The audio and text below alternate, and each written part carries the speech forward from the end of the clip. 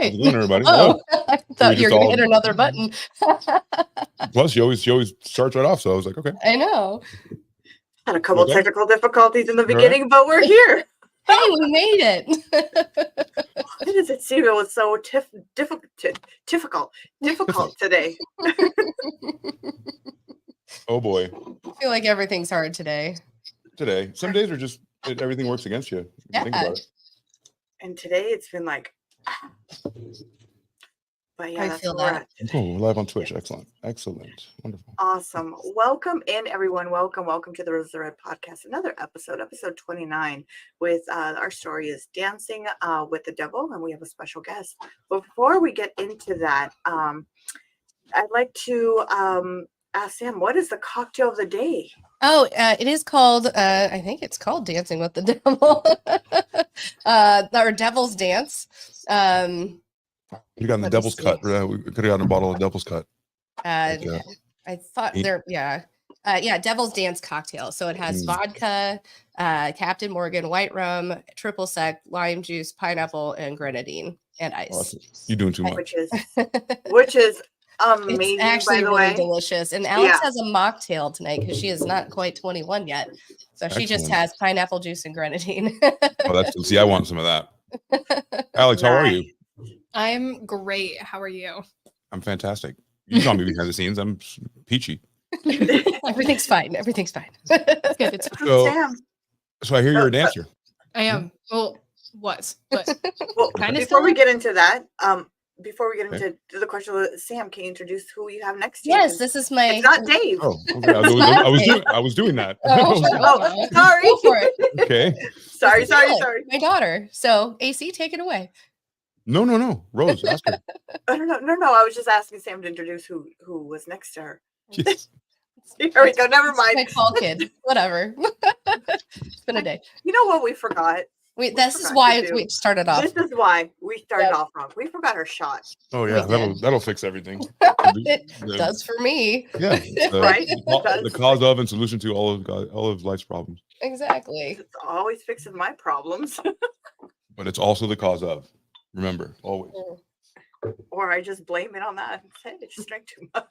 Right. Well, no. What we do is we blame it on our wives and husbands, and we're like, oh, he makes me do this. Like, like, why do you make me do this? It hurts me more than it hurts you. Look, my friends made me do this. I go with them. Peer pressure. Right? They make me do it. You can take a drink of your mocktail if you'd like, my little love. I'm glad. We should. People need to gather in here anyway. Yes. Yeah, we got 5 so far, so that's good. We do? Yeah. Welcome in, folks. And if you have a shot next to you or a type of drink, go ahead and grab it. And let's cheers, everyone. Cheers. Maybe you do something intravenously. Do that. Grab your needle. Don't do drugs, kids. At least not intravenously. Yes. This is America. Whatever people want to do. I suppose. And please leave us a Don't comment. do it like on me. Don't do like on my person. Leave us a comment or anything that you have questions on. If you have anything for Alex or Sam or any of us, leave a question. And we will answer it as we go through. Yeah. So AC, you had some questions for Alex. She did dance competitively. Yeah, competitively since I was 5, and then I moved to dance team when I was a freshman in high school, and then continued that throughout. When you say competitively, what does that mean? How did through school, or did you go to like a dance studio separate from school? Yeah, so kind of both.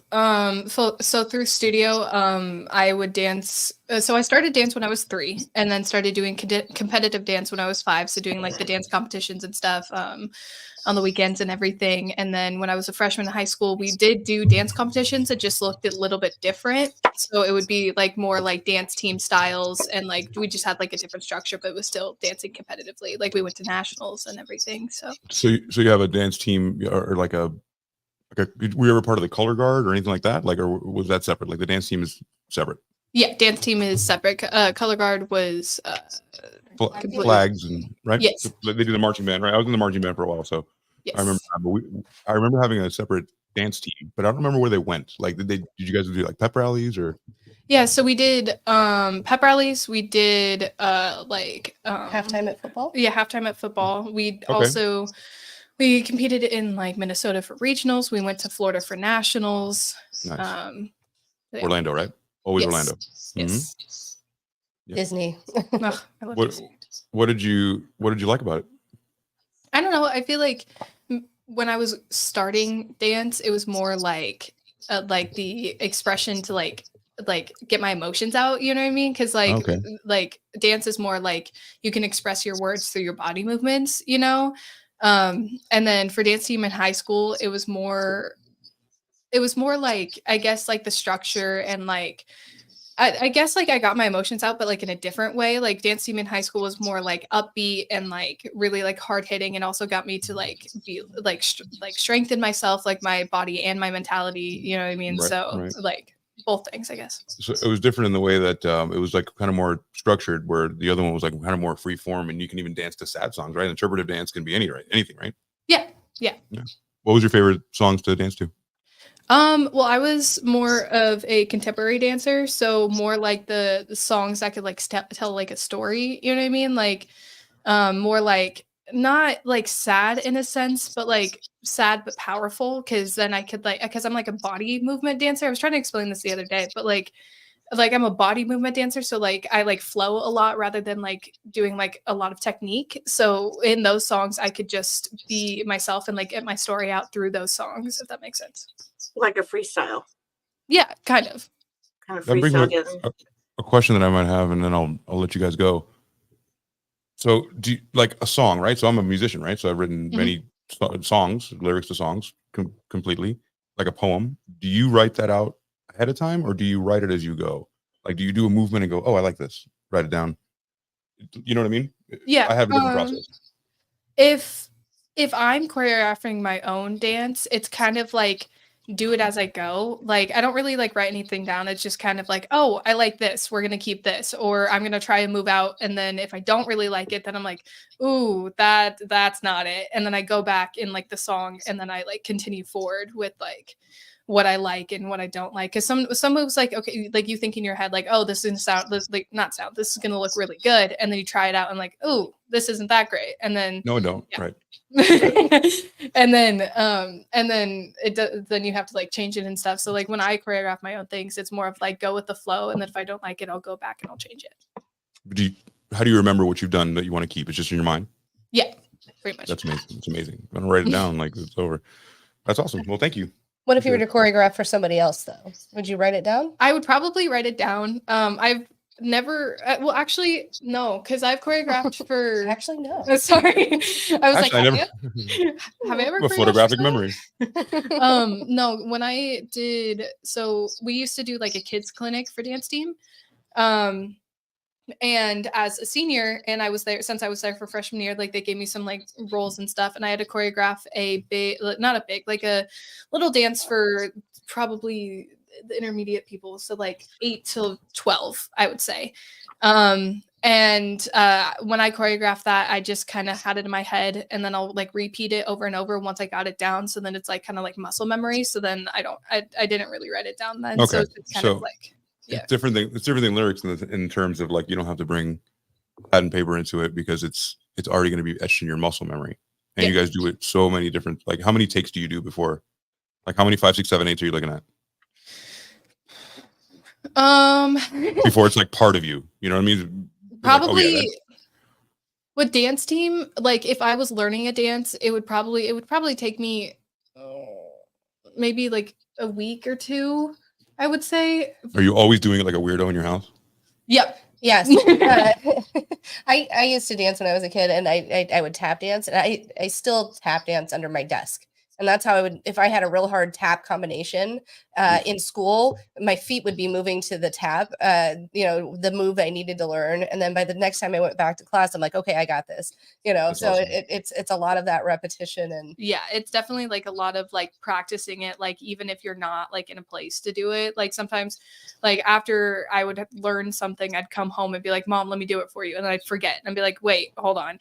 And then the way my old dance team coach used to describe it is like we were like a sleep on it team. So then like we'd learn it and it'd be like kind of okay, and then I would like sleep, I'd wake up, and then I'd know it pretty much perfectly. Or and then the stuff like I didn't know, I'd go back and then I'd have it down. You can always tell a dancer if they have something in their head. They'll either be moving their arms, or you can see their feet moving, or it's like you can tell when it's going through their brain as they.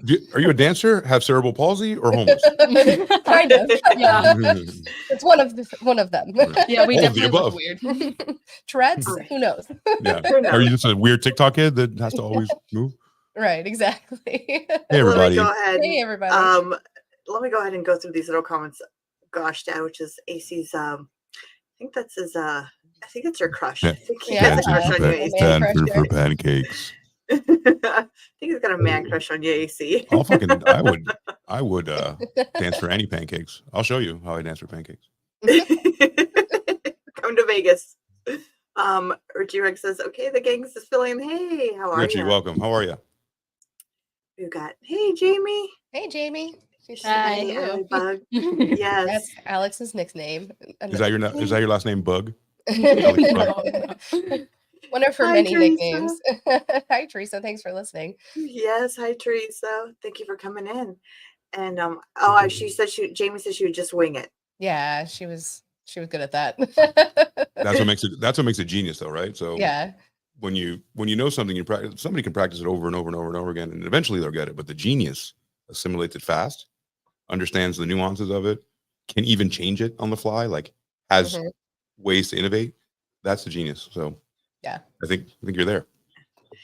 Tiff said, "Hey, lovely ladies. Hey, what's up, Tiff?" And Richie said, "I'm smooth." Ooh, cool as the other side of the pillow. For me, dancing, I can't dance like I have like 2 left feet when it comes to like ballet and all that stuff, jazz, all that 2 left feet. Comes to Mexican, like cumbia and stuff like that. The Mexican, I'm great at it. Mixed music, no, don't. I'll be tripping over things like this. You're probably great at it until somebody goes, no, the steps are 1, 2, 3, 4, and then you wouldn't be able to do it. Like if you can do it at your own thing, then fine. Right? I tried doing the salsa dancing and stuff. It's just still 2 left feet. I am really good at salsa. I catch on really quickly. The only thing is I always turn the wrong way and try to lead if I'm dancing with a partner. I can't ballroom dance. I've tried and I can't. She's very clinical. Even when she goes line dancing, you can tell she was a dancer. She was taught routines and things like that.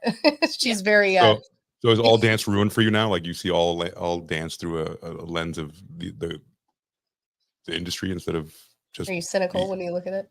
Yeah, like I am. Critical. Yeah. Oh, for sure. Like if there's something like slightly wrong in a dance, I'll just be like, do it again. Do it again. I'll be like, they messed that up. Ooh, they fell on that trick. So let's talk about the story you picked. Yeah, let's talk about it. Did you want to give a background, Rose, or did you want me to, or how do we want to go about this? Rose, since we're live, I'll ask the question right now, Rose. Excuse me. Check your mic input. Make sure it's the right input. Does she sound a little hollow to you? Yes, she does. I don't think your mic's on. Mine does. Mm-hmm. But check your inputs. It's fine. We're live. We got time. Yeah, that's good. Yeah. All good. Things are live. TV isn't perfect. Yeah, right. I started catching on to that as well. Yeah, just make sure, because I want this to be good for posterity. Like I feel like that one time we did a fucking awesome show and I didn't have my mic on and I wanted to like jump out the window. So let's talk amongst ourselves while she figures it out. Okay. Everybody, welcome. How are you? Yes. Let's see. Richie, what you got? I should go get my tap shoes. Yeah. I still have my tap shoes. That's under your desk, I will randomly put them on my feet and dance around the house. Alex knows this. My God. Oh God. You have when wooden she floors? was little, yeah, we do. When she was little, when she started competitively dancing, I was a single mom and couldn't afford it. So I taught classes. I would sub for classes for her, the owner of the studio. And there's a couple times Alex got a little bit butthurt Oh, I because got had so mad. I had to pay attention to the other kids. She goes, "But you're my mom." I'm like, "I'm being a teacher right now. I can't." Mom. You know, they're like, "Mom, look at me, look at what I'm about to do." That's exactly what she was doing. Well, no, I remember specifically like running out of like the studio multiple times and like all the parents out there being like, "What's wrong? What's wrong?" And I'd be like, "My mom just doesn't love me anymore." She's always had a dramatic flair. You sure musical theater wasn't in your blood better? Hey, No, man, no. But she's my mom. No, you're good. You're good That's now. way better now. Yes. Is that better? Okay, was Yes. connected to something else for some reason. Weird. Gash Dad says I do the salsa on my tacos. Really? Who doesn't love On your- salsa on tacos? Right? White On people tacos, tacos. everyone. White people tacos.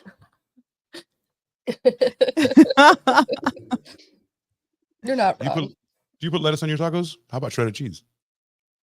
Oh, Depends no, on why? The mood I'm in. White people tacos.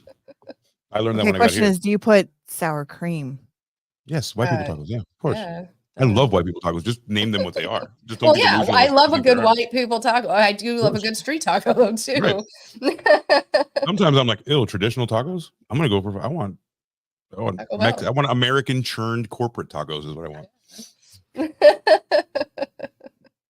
All right. Hopefully we're good now. Are we good now? I You think sound we're good. great. Yeah. Flip of the Okay. switch. You're good. Yeah, Oh, good. All right. Here we go. all good. Guys. All good. I guess we're gonna tell the story, Alex. Cool. As Sorry. she yawns. Sorry. I'm excited to be here. Oh my god. I didn't drink a Red Bull today. I apologize. There's nothing wrong. It's totally fine. It's totally perfect. So I had seen this documentary on Netflix. It's called Dancing with the Devil, and it made me immediately think of Alex and that she would have some opinions. So basically, the Wilkins sisters, Melanie and Miranda, they had a Instagram, TikTok page where they would dance. From a young age, they danced almost like Alex since they were little. Came up through like competitive dancing. Miranda decided at I can't remember what age that she was going to go out to California and try out for So You Think You Can Dance. It was after she graduated. So after she graduated, she was old enough to go out to California. She was going to, make her, see if she could make it on So You Think You Can Dance. And that's a really great, and we're going to be dance geeks for a minute. That is a wonderful show where some of the most renowned choreographers and dancers are the judges and teachers and help these young aspiring dancers to come up. And it is a competition, but there are some of the most amazing dancing on there I think I've ever seen. So she did that. Do you remember if she won that or I don't think she did. Did she place? I don't remember. Okay. Anyway, regardless, she stayed out in California, but her and her sister continued to do, and her sister moved out there as well with her, correct? Mm-hmm. So they continued to make these TikToks and things. Most of their friends were in the dancing community, and to post it on social media like TikTok and TikTok and him. Tip top. Words are hard. TikTok and Instagram. It does You take combined money. them. You have to find. Yeah, I did. That was a new one. That was good. I like that. I'm good like that. It's good. But they have to fund things. You have to find studio space. You have to find background. You have to all these things cost money. Fast forward, kind of long story short on this. Miranda, does she meet K-Bash first? Yeah. Before, Yeah. Okay. She meets another dancer, and they end up finding this management company called 7M. Well, no, correction. They found. Thank you. She's like, no, Nice. You're wrong, Mom. Jump in here. Through one of I think his name was James. Right? Yes. Yeah, his name was James, the guy that she met or whatever. He had a friend, and his dad was a pastor. And yeah, you're right. And the pastor was like, would invite them over for dinner and a bunch of stuff. And at that time, all of James's friends and everything, like all of their management just was not going well. They weren't like getting much like brand deals. They weren't doing anything like that. And then and then so the pastor was like, why don't I start a management company? And that's what started. And his son is does his son dance as well, or does he just produce? I think he was just producing. Okay. Before we move on, I'm so sorry. Let me just Yes, jump in you're here. fine. Alex, how many boys in professional dance all the way down to where you were and beyond? I know you know a lot about it. How many ended up being gay? How many straight guys dance? Honestly, contrary to popular belief, like a lot of straight guys dance. Really? A lot of it's a lot like everyone like has a perception of like, oh, only gay guys dance, like blah blah blah. But no, there's a lot of straight guys as well. Like depending on not just depending on their style, just all around. That's why I asked. I'm sure it was a different answer than people think. That's why. Yeah, for sure. Cool. So there's a lot of like, guys with like girlfriends and they're like, hit the showers, guys, and you hit the showers after dancing. Yeah. And then they meet up with their girlfriends. To me, it's like a crazy thing. Like same thing with me. I got a full ride to go to musical theater because they wanted to whatever they saw in me, and I was like, "Is this gay?" Like I'm like really in 8th grade going to 9th, and I'm like, should I go to the one downtown without the football team and like be an artsy kid, or be an artsy kid, or should I go do normal stuff? I decided to go, do the. It's not that it's not normal, but like when you're in the mainstream, it's like I'm a guy, it's normal for a girl. But I wrestled with that for a long time, so I get that. Thank you for answering. Also, we were, teenagers in the 90s. It was a little bit different than now. You know what I mean? Dating a cheerleader, dating a goth chick or whatever. Right. Now, a goth chick by far. Oh, absolutely. Right? No, for sure. So he forms this 7M management company. So all these kids who come into these dancers, they now have resources. Now they can have studio time. They have production.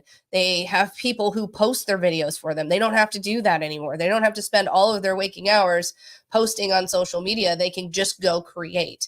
They can be the dancers, and they can have choreography. They can make their own. They can do other people's, but they're under the management of Robert Shin. He is Isaiah's dad, who is pretty much the producer of all these kids. Again, kind of long story short, with this, just to kind of summarize it, and then we can summarize it, and then we can talk about it a little bit more. Mm-hmm. All of these kids now in this 7M are paying quite a bit. They don't realize it because they're getting so much more back to them than they ever have before. They're actually now making money they didn't have. Some of these kids were living in their car prior to this. And not only that, not only is there's this 7M, but it's connected to the Shekinah Church, which Robert Sheen is the pastor and the leader of. So he is the owner of 7M Films and management company, and now he is the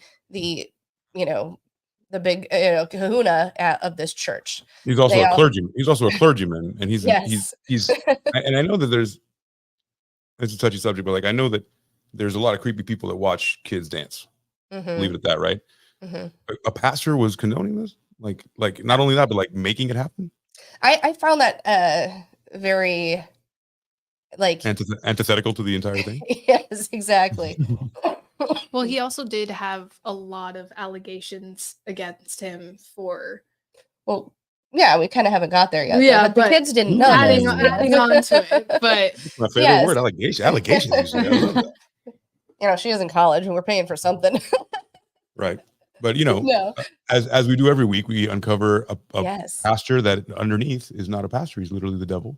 I mean, but the worst is the ones that just say he's the devil, man. And it's fine. It's 2024. You can be a bad guy. People will join your church anyway. Most people are. Just don't say that you're. Yeah. Just don't use that. And that's every time, every week, Sam, Rose, every time, man. I mean, as we go through, how many cults have we done so far? We've done a few. 3 or 4. Yeah. Every time, there is one common denominator. There is a power-hungry leader who preys on typically the women in his congregation. And there's some couple rules. I have to have a lot of them, and they have to be like sub 15. Well, before they know anything, right? Before before their mind develops, this is wrong. No, it's not. Well, Still the and the thing is these kids are, they're, late teens, early 20s as they're coming in. A lot of the boys coming in, I hate to call them boys, they're young men, but they were all pretty much adults coming into this 7M and then the Shekinah church. Some of the resounding thing was, I went to church as a kid. I'd kind of been thinking about coming back. I had this place where I felt safe, and they were taking care of me, financially because of this. And then I also have this church to go to now, and now I feel fulfilled spiritually, right? I So, see. with it, they start getting into it, and all of a sudden, where Miranda and her sister, and this is kind of how this story starts, where Miranda and her sister were almost inseparable. They were always posting together. They were doing everything. Miranda kind of falls off the face of the earth. She cuts her hair. She dyes her hair blonde. She no longer posts duets with her sister. Now she's doing things with all of the 7M crew. Right. And then when they try to reach out to her, she is, I don't know, she's very distant. She doesn't want to come home. She tries to have her sister go to a Bible study to see what it's all about, because, her sister's a dancer. She wants to bring her in. And her sister goes, I think this feels like a cult to me.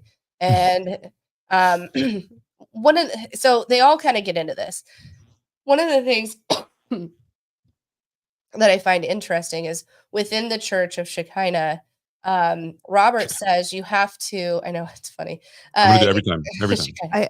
I sent a picture in the chat there of what Robert looks like, if you want to post Which chat? that. Yes. The- On Telegram. Okay, got it. Yes. So, where was my train of thought? One of their core beliefs is that they have to die to their family. Will die to themselves. No, die to their family, be dead to their family to save their family. So separate, every good cult separates you from your family. And then Well, I was about to say, everybody can become a suppressive person. Yes. Everybody's an SP. Yes. And by doing that, they live good lives to save their loved ones, but they shouldn't have much contact with them. I wonder why. It makes perfect sense. This is continue. I'm sorry. This is fantastic. No, you're fine. We can kind of unravel a little bit more, but between the church and 7M, all this money, even though they're getting they're getting more money than they've probably ever thought they could make. The church and 7M are taking at least 70% of their earnings. Whoa, it's like TikTok. On TikTok Live. Please, that's a lot of money. So they have a percentage that they pay for, choreography, or percentage that they pay for studio time. And then they have to tithe almost 50% of their earnings I hate that word after so that much. to the church. I do too. Tithe. You should tithe $1. Send it. You're not going to cure your cancer with $1. Just send it to me, Robert Tilton. Fuck. Sorry. So Alex, is there anything that you would like to add so far, or some thoughts that you would like to present yet, or? No. So I have a couple questions. I do have a couple questions. When you were a dancer, was there any pressure from your mentors or someone, the higher, I want to say, besides mentors, like, I don't know, your coaches, or your parents? Well, no, not the parents, because the parents, they, sit on the sideline, but you think they're not involved? I wasn't a typical dance mom, I'll tell you that. Was I? How was Jojo Siwa's mom? Was she hands off? She's crazy. Right. She's actually from Omaha. Jojo really? Siwa is from Omaha, and Wow. she's a little bit older than Al, right? I hate her. I hate her so much. Her parents, literally, she was homeschooled, and she would dance 8 hours. They made their own studio and had their own competition team, which one of Alex's dance buddies actually went to at one point. Yeah.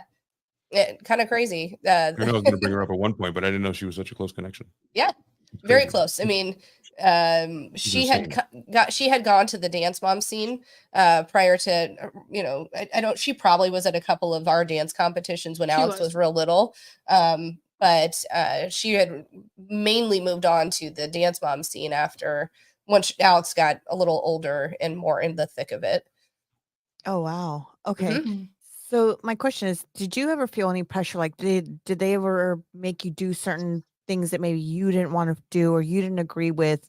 You didn't feel like you see the on TLC, you see the documentary of dance moms and all these other shows that they bring out, beauty pageants and stuff.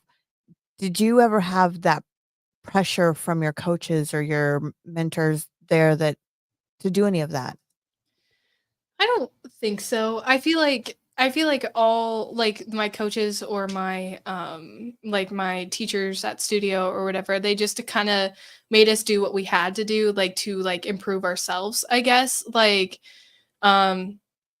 I don't know, speaking on dance team, like before competition season started, we would always and I guess like for some sport teams as well, like we would do like conditioning, right? Like we'd run, we'd do like weightlifting, we'd do a bunch of workouts and stuff, and like we necessarily didn't want to do it, but we knew like it was going to help us in the long run for like dance competition season to like for one push our endurance and like our strength and like everything like so it's like there wasn't really stuff that was like, ooh, I don't like this. It's more of like we didn't like doing it, but it also helped us in the long run, if that made sense. But did they ever tell you like, oh, you could do better, or you're more better at this than that, or you should be focusing more, like did they ever put you down as you should be doing better on anything? Like, because you get some coaches, and my kids, they do sports and stuff. Some of the coaches like, you know what, you should be doing better. They're really hard on you. Were they ever really hard on you as when you're competing, and so like to the point where you're just like, wow, I just want to quit. I'm not good enough? Yeah. I feel like now stepping out of it definitely like was like helpful, like, you know what I mean? But in the time, like, yeah, like there would be some like some competitions where we just do absolutely horrible. And it like they would like obviously like scream at us being like, okay, like what went wrong? Like you guys are better than this. Like we had a better day. Like, I don't know what's going on. Like towards me it makes you a weirdo, Richie. Yeah, you're right. Like towards me personally, pardon, but whenever my coach would like come up to me and like give me a correction or something like that, like there have been a few times where it was like, okay, Alex, like what's going on today? Like they're like you're definitely better than this. Like I don't like what's going on. It's kind of like, oh shoot, what is going on? You know what I mean? But it's nothing really, I don't think like too harsh, it was more of like they would put us down, but only to build us back up, if that makes sense. I have a question to piggyback on that. Something I've always wanted to ask. Do you find that your dance coaches and teachers played favorites, even though there was better talent on the team? That's controversial. Yeah, controversial. It's on YouTube. For sure. There definitely were favorites and for teachers and for coaches, but I mean, I guess you kind of get used to it. Newsflash, guys. Yeah, everybody has favorites. Everything. Yeah, I think when it's sports, it does. And coaches better be fucking assholes, because if they're not, what are they doing? Well, no, I mean, of course, every coach I ever had was in my fucking face. Oh, like, yeah. I wanted to quit every day. Every single day. It's like, you fat fuck. You're not going to, I'm like, okay. And, it motivates you. And I think it's funny, a lot of with dancing, being a mom of a dancer, a lot of people are like, oh, it's just dancing. They worked harder than probably any sports I've seen. And there are more injuries. I mean, Alex had knee surgery her senior year and had to miss half of the dancing. There were injuries, so like, many left injuries, and right, like, not just legs, arms, shoulders, whatever. I mean, they push them to their they push them to their limits. any boy that knows what good-looking girls look like, promise you, like first or second on their list is like dancers, because their legs are amazing. Yes, their waist is small. They have to get into these little things, and their feet are usually like they can be barefoot everywhere, right? How are your feet? So I have a question for you. So since you were a dancer, and I do know with everything, there's always favorites, because there's always one that does a little bit better a better dance than the other one. Let me put you in first, and then we'll put the rest in later. Do you know what I It's a mean? competition. Yeah. Did that make? How did that make you feel? How did that make you feel? And if you could change that, like, in yourself, say, you know what, maybe I should practice more of this, or are you happy with what you know? See, especially my like freshman and sophomore year, I definitely put me down a bit. You know what I mean? And I guess junior year too, because I felt like I was doing like everything that I can, and like there would be some times where I would just like I still wouldn't make up to cut like because of favorites, but I also knew that like the favorites or whatever also pushed us a lot. You know what I mean? So like they would be held up here, and like maybe some of us would be down here, but like it also like shows us like, okay, this is what we need to do, but we need to be at least a little bit better than them. Like that's what our coaches like would always say, like just for anyone around us, like yes, we are a team and we're going to work as a team. However, like you need to try and be a little bit better than the person next to you. You know what I mean? So it's like every team has a leader, and he got there somehow. Yeah. But do you agree that the people that were favorites were better than you? To be honest, yeah. That's the real question. Because if they're not, then we have a problem. No, to be honest, yeah. But that's not a competition. You can put them in baseball, and everybody gets a medal, but like everything you do with your body and everything you do is a competition. Someone's better than the other person. Yeah, everybody.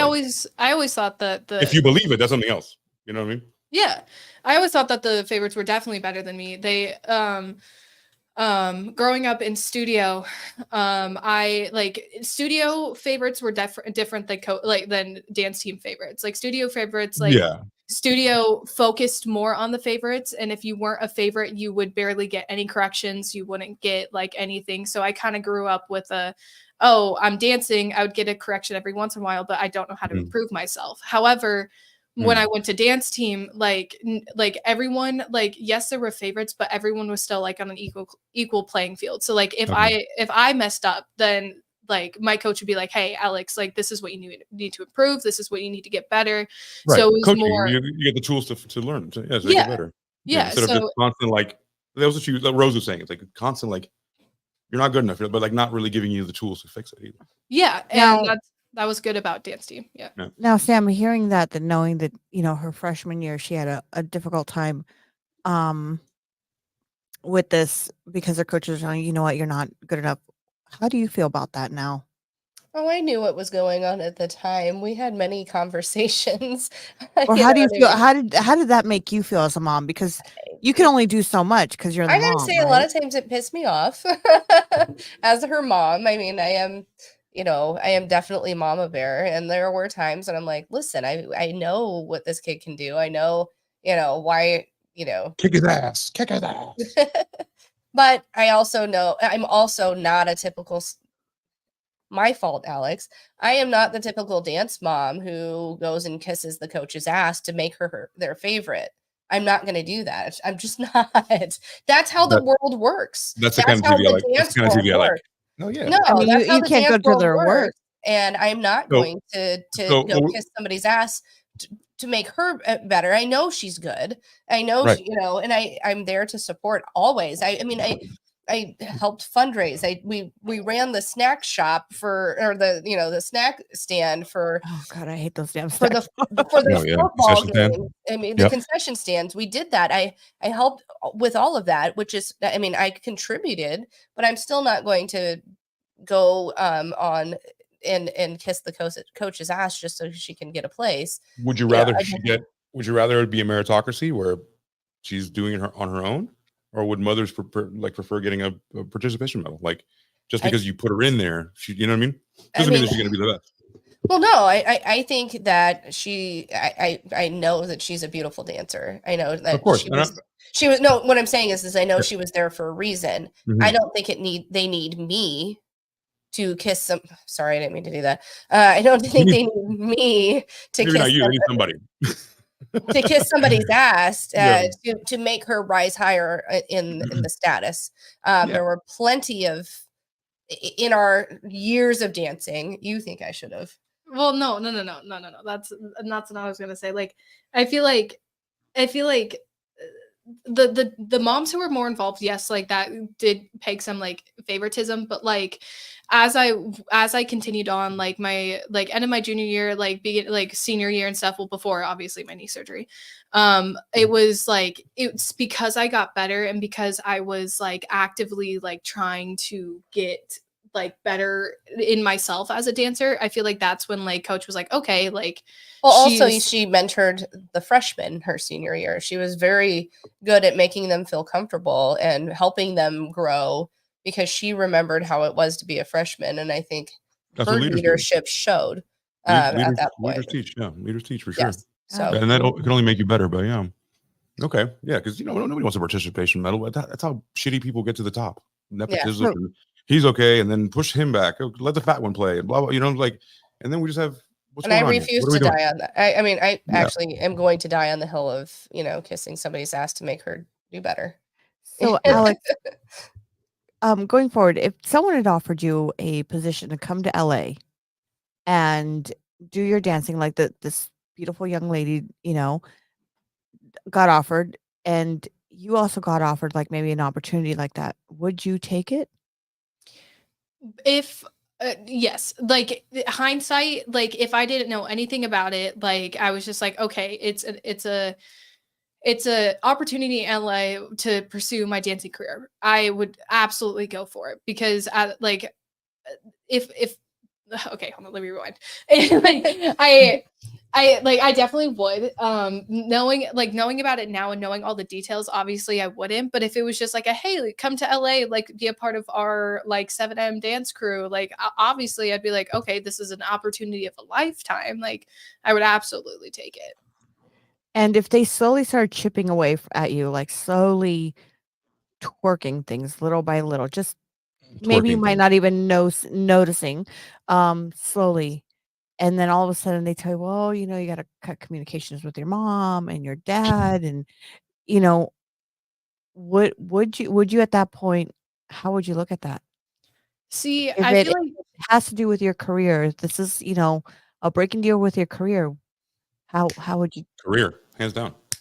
Bye, Mom. Peace. I'm just kidding. No, There went Sam. Yeah, I don't know, because I feel like I don't know how to put the words, like not like I'm smart enough, but like I know they were smart enough, but like I feel like I'm very like people / like family oriented, and like giving up like seeing like my family and like everything for a career. Like yes, it would be. No, you keep talking. Okay. I was saying after you're done, I have a question. Okay. Like after like yes, I like depending on when it happened, because after like when they said this, it seemed like over some time, I would really have to like sit down with myself and say like what would be the best option. And in my mind, like, they gave, like if I was in that situation, they would have given me a jump start and everything. But if they're asking me to cut off like the people that I loved from back home, I don't think I would do it. I don't think I would continue in there. I think I would have left.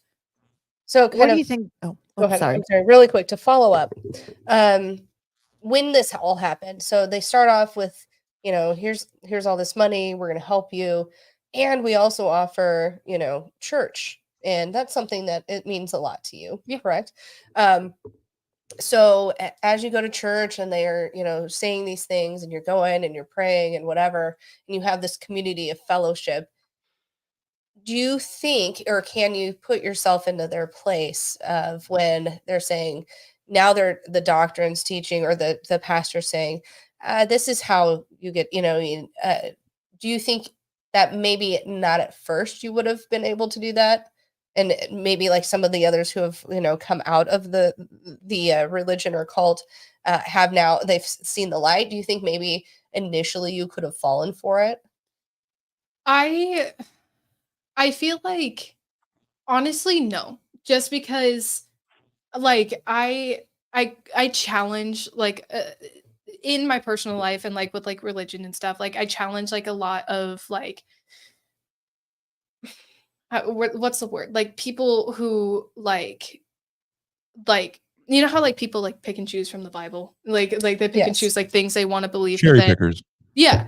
And then like there's things like, I can believe this, but if you believe this from the Bible, yeah, you're wrong. Yeah, you're wrong. I feel like who can make the Bible that says cheese? Yeah, of course. It's ridiculous. I feel like I haven't read the Bible, so don't quote me on this, but there has to be something about family and like having them like you strip away from your family and then like go follow this person. Like, yes, you are following the word of God, but also like. Do you feel that's wrong? Alex, do you feel that's wrong personally? Do you feel like it would be wrong for you to leave your family to pursue dancing? Hypothetically. Honestly, yeah. I mean, I feel like then God doesn't need to be said. You believe it. Yeah. It's good. It's your conviction. So yeah. It's your belief, because at the end of the day, you can believe. Yeah. I mean, you believe it in your heart of hearts. I can't leave my mom to go pursue something so frivolous or whatever. If you think that's frivolous, if it's everything to you and you don't have a good situation, then you would have picked that. Exactly. You know what I mean? Well, and that's the thing. It wasn't the dancing part. They didn't say go leave your parents to come or whatever. Dance. They said go leave your parent. That make yourself dead to them so you can save them because now you're a child of God. That makes no sense. I mean, there's a lot of stuff. There's a lot of stuff that doesn't really make sense. I mean, nothing ever makes sense. No. So with Miranda, she decided to really just have no communication with her parents, right? From my understanding, like it went from this loving family doing these TikTok videos.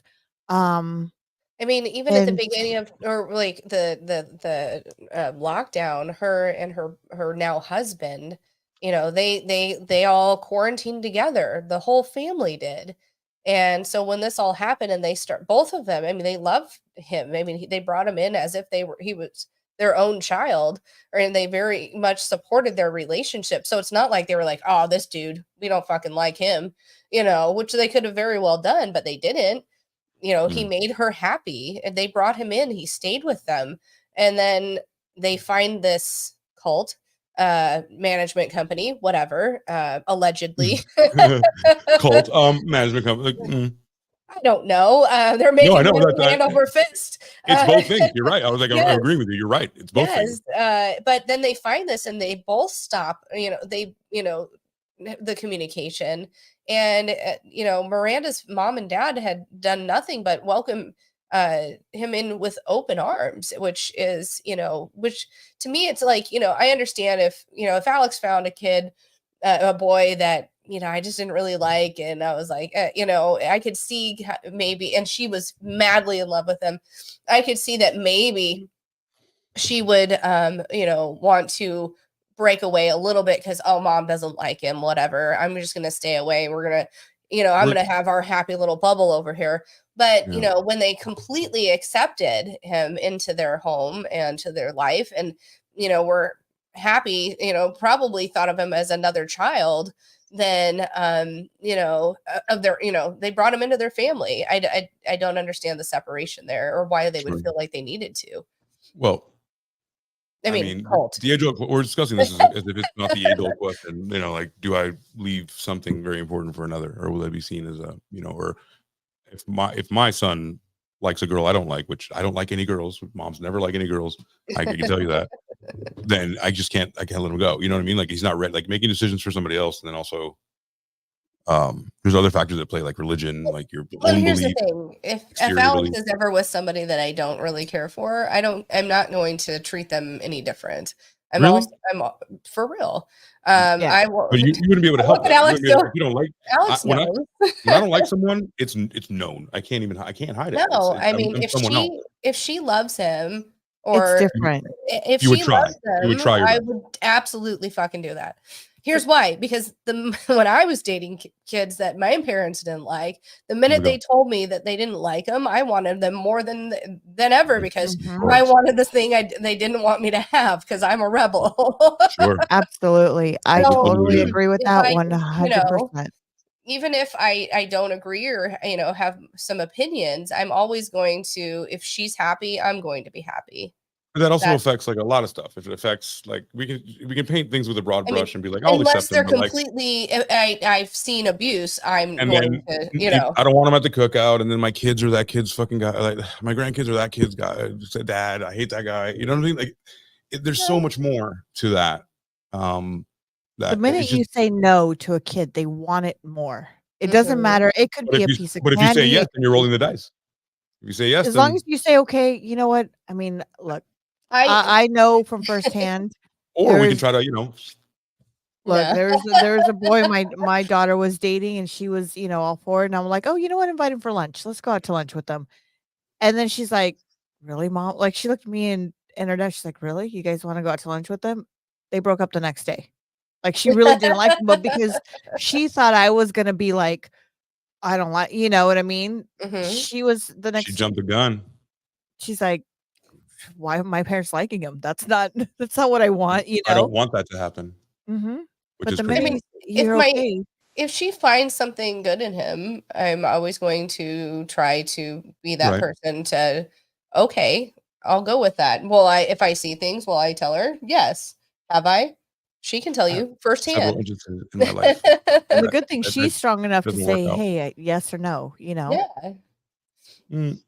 So this is Miranda's sister, right? And her two sisters? Yes. Melanie and Miranda. Okay. I'm going to stop sharing so I can share the audio here if you want to watch the trailer. You can take a break. And you guys, you can find all these, you can find the documentary on Netflix. And there's plenty of articles and things on YouTube. I really tried to get into like the Shekinah church. I mean, this church actually started back in 1994. What's a church religion? Is it Christian or is it just Christian? So I actually ChatGPT'd it because I couldn't find anything outside of this that would, or even a good website to give me what their church was about. So Shekinah glory? Shekinah something.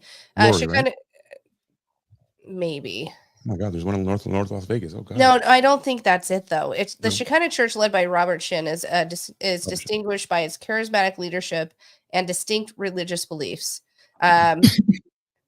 So here's a detailed thing of their leadership and beliefs of the Shekinah Church.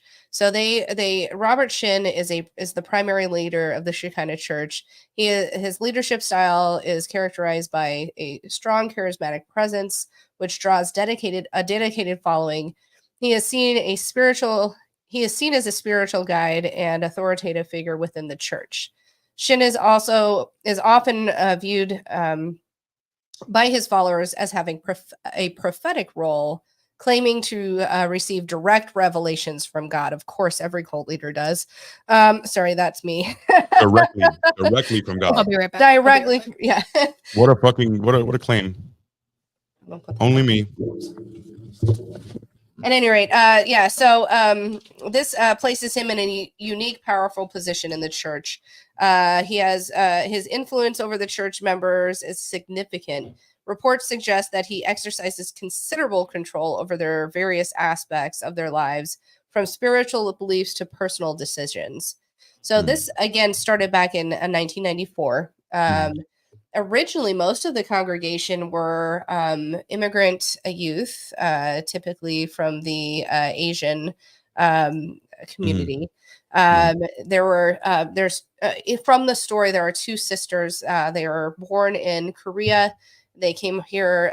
Their father let them go or abandoned the family.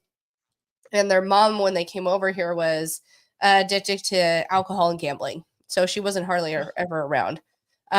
So they found a family in the Shekinah church. They came in, they felt, welcomed. Shortly, soon after they came in to the church, they were told where to live and who to room with.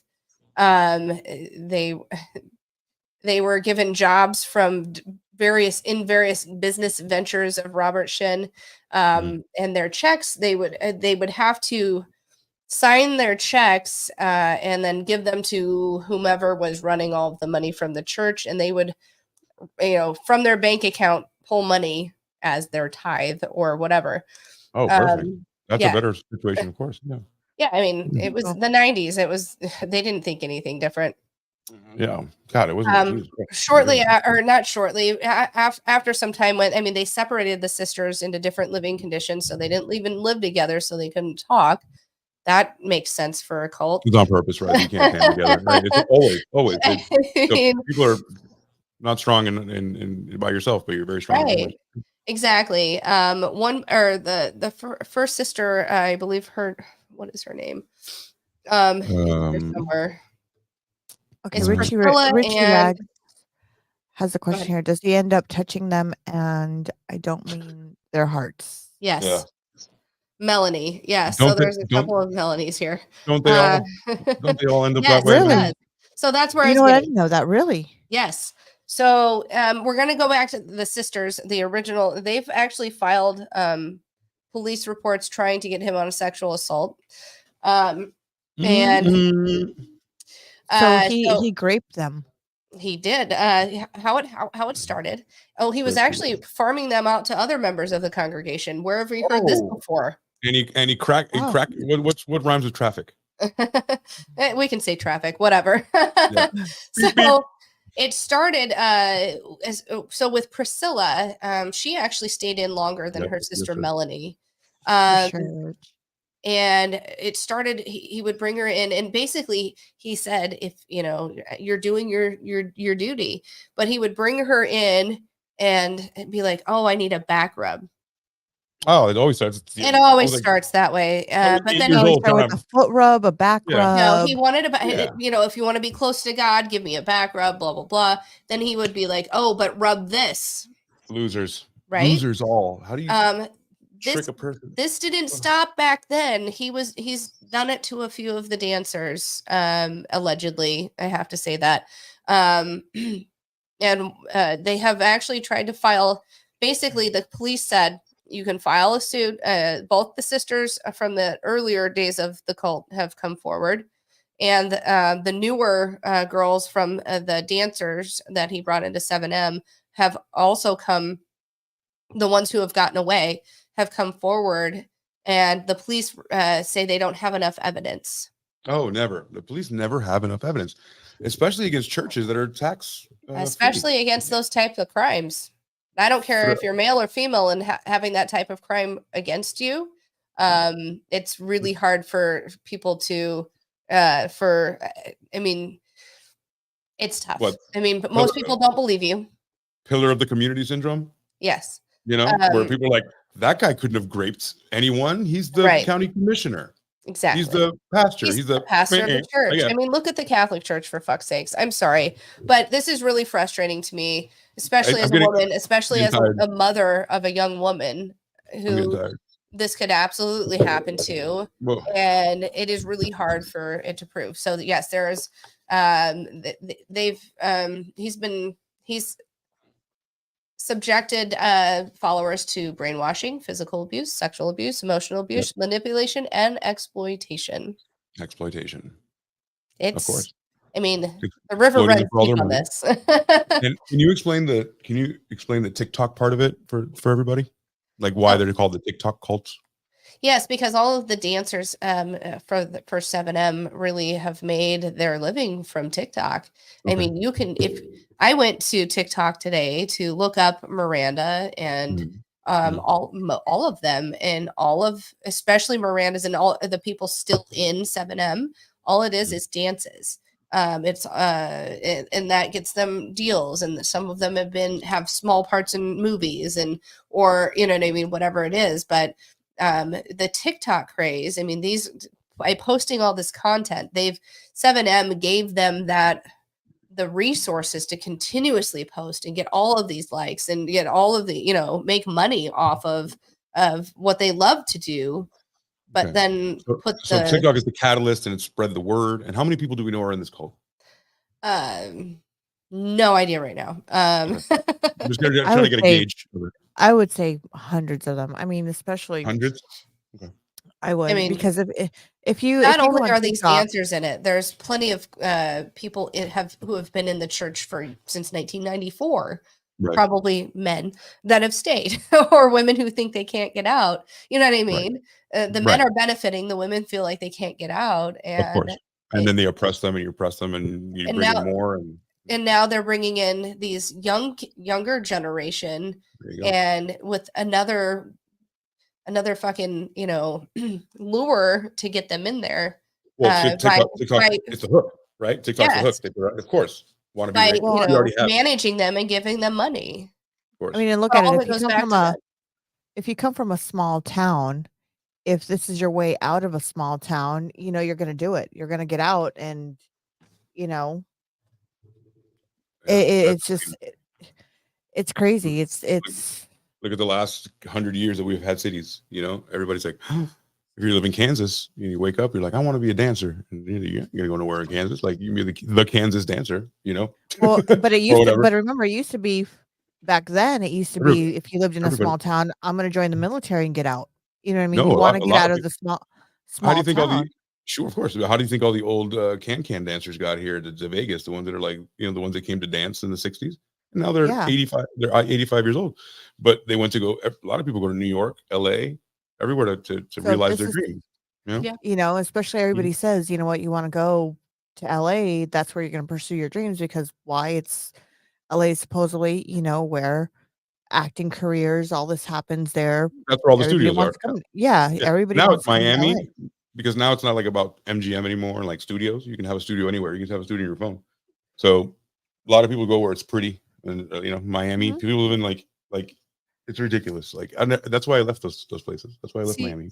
I feel like people always think like, LA and like New York are like the best place, like following your dreams and stuff. But like, it's actually so hard to like actually boost your career, like in these places. And you kind of see it in too much saturated. Yeah. Everybody's a dancer. Everybody's an actor.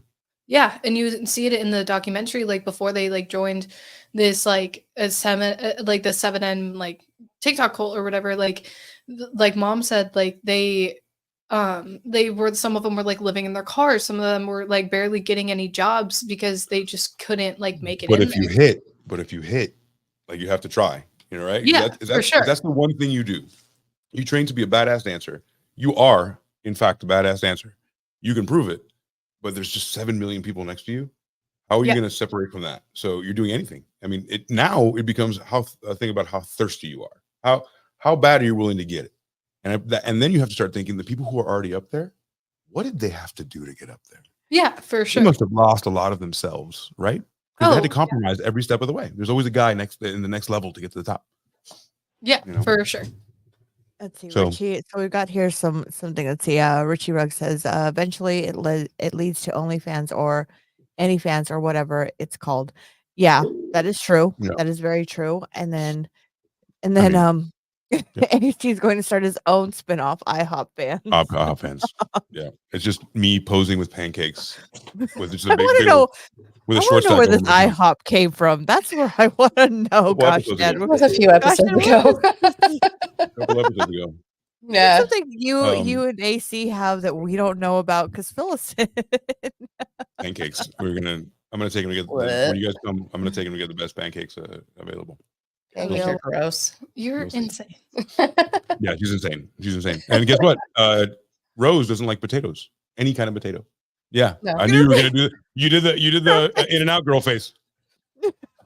Yes, that's crazy. Potatoes are so good. It's like French fries. Oh, twice bit potatoes.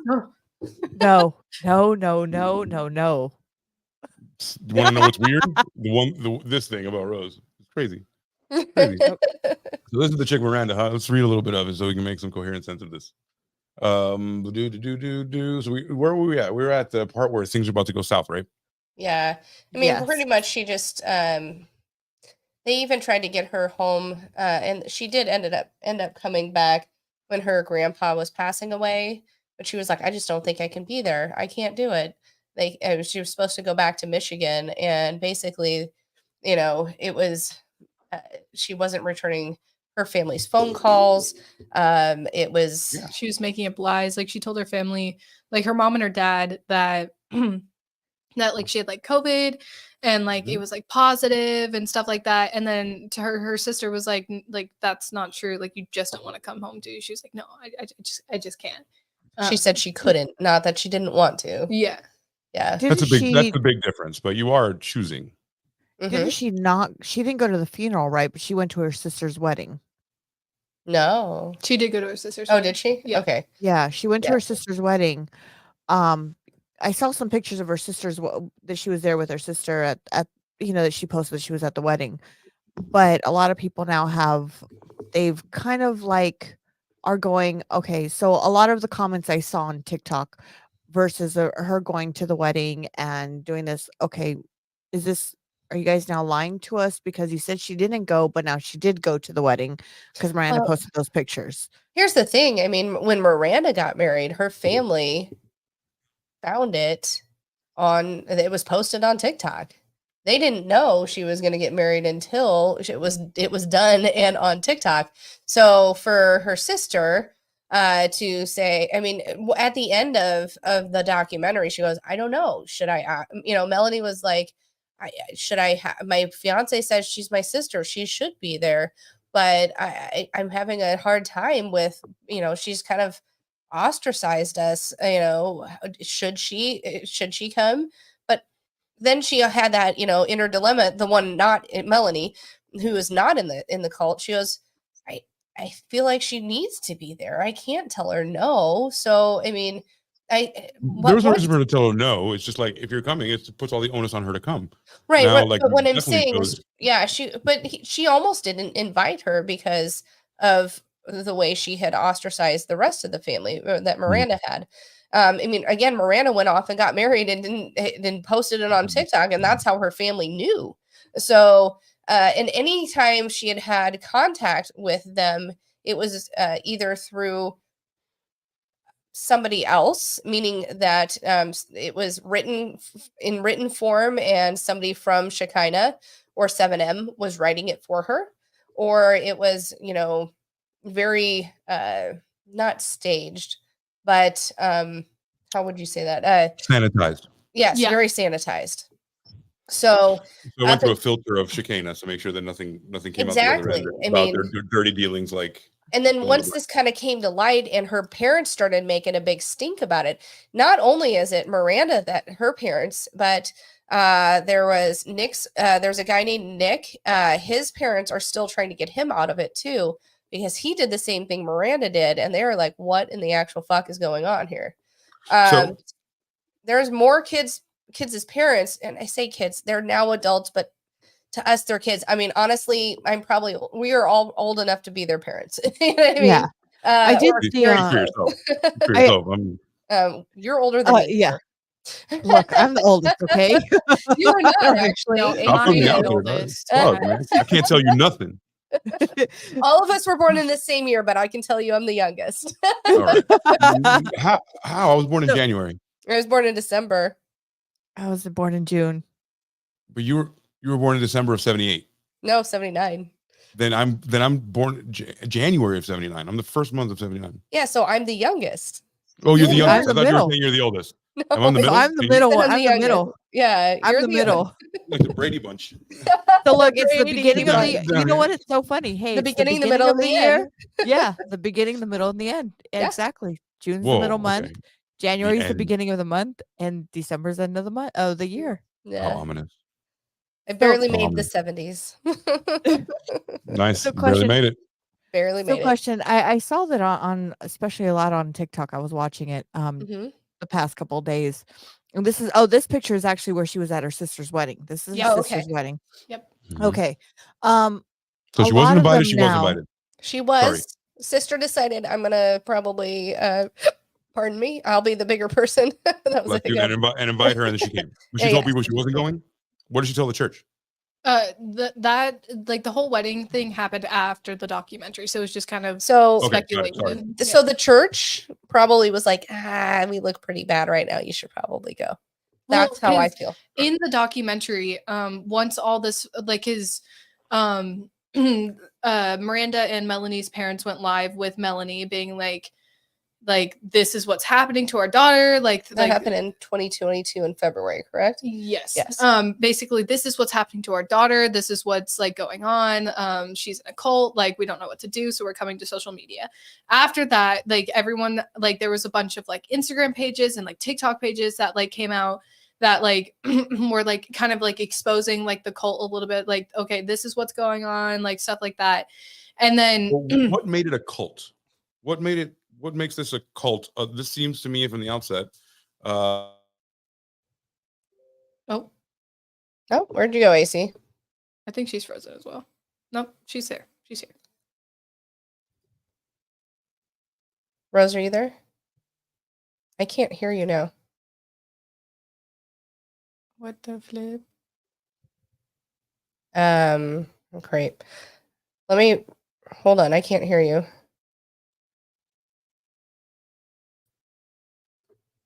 Rose? She's muted on your part. Unmute her. Okay, there we go. Can you hear Sorry. me now? Okay. You guys hear me? Something knocked me out.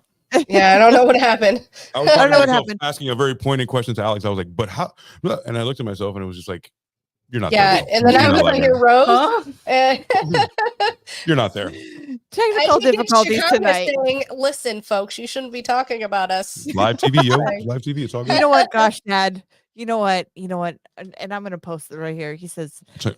sign language into Rose. That might Shadow work puppets. at this point. Shadow puppets. You know what? Let's Mike, take a so- shot. I think that's a perfect shot. to Yeah, take a I'm shot down right for now. that. But my question was, as I was getting Yeah. kicked off of the World Wide Web, was so far, it feels like, yeah, it's culty. It has cult vibes. It's a church, so it already has that veil. And so far, I see a TikTok media company that has a bunch of dancers, but like, where are they going? Where is it illegal? Where does it go? When does it go illegal? And like, are they allowed to leave, or is this a choice? Or is this they could leave, but man, it's really juicy not to, because I can be like, you know what I mean? Like at one point, it's a choice. Nobody's like, you know, They do have to get out, holding kind hostage. of like escape. from Yeah, it. it's kind of 'Cause like an escape, like they're like, okay, I guess you can explain it. It's like, I mean, really, if the way their doctrine says, if you leave, Sorry. you and your family are going to be condemned to hell. Okay, all right, that's what I. Yeah, I, Here we I go. guess it's the device, the religious device that keeps you there. Okay, gotcha. Yes, here you There go. we go. Cheers. Cheers, To, everyone. the gods.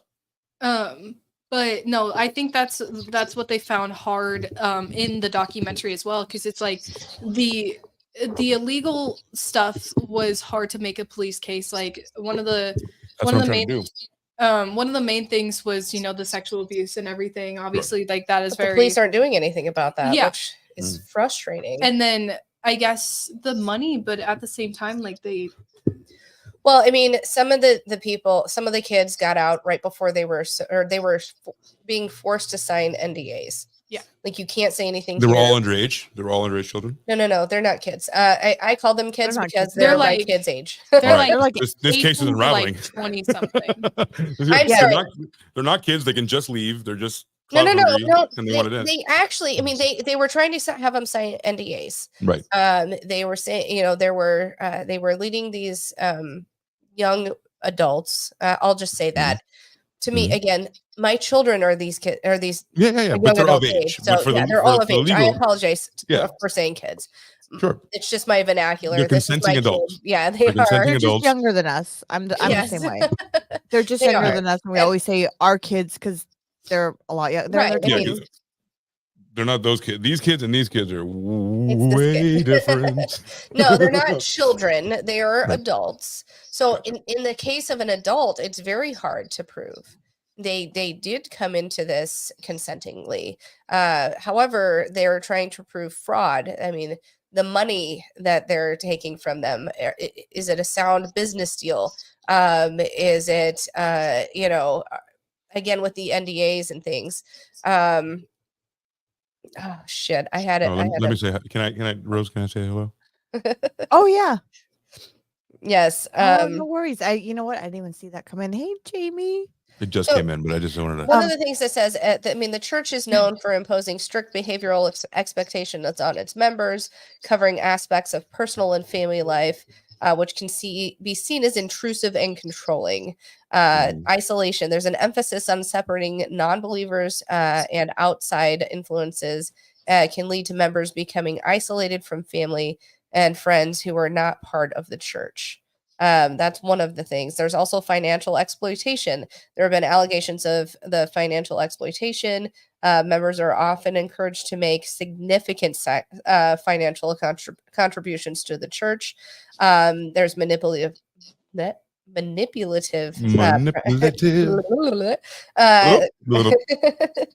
have accused Shekinah Church of employing manipulative and coercive practices to maintain control over the members.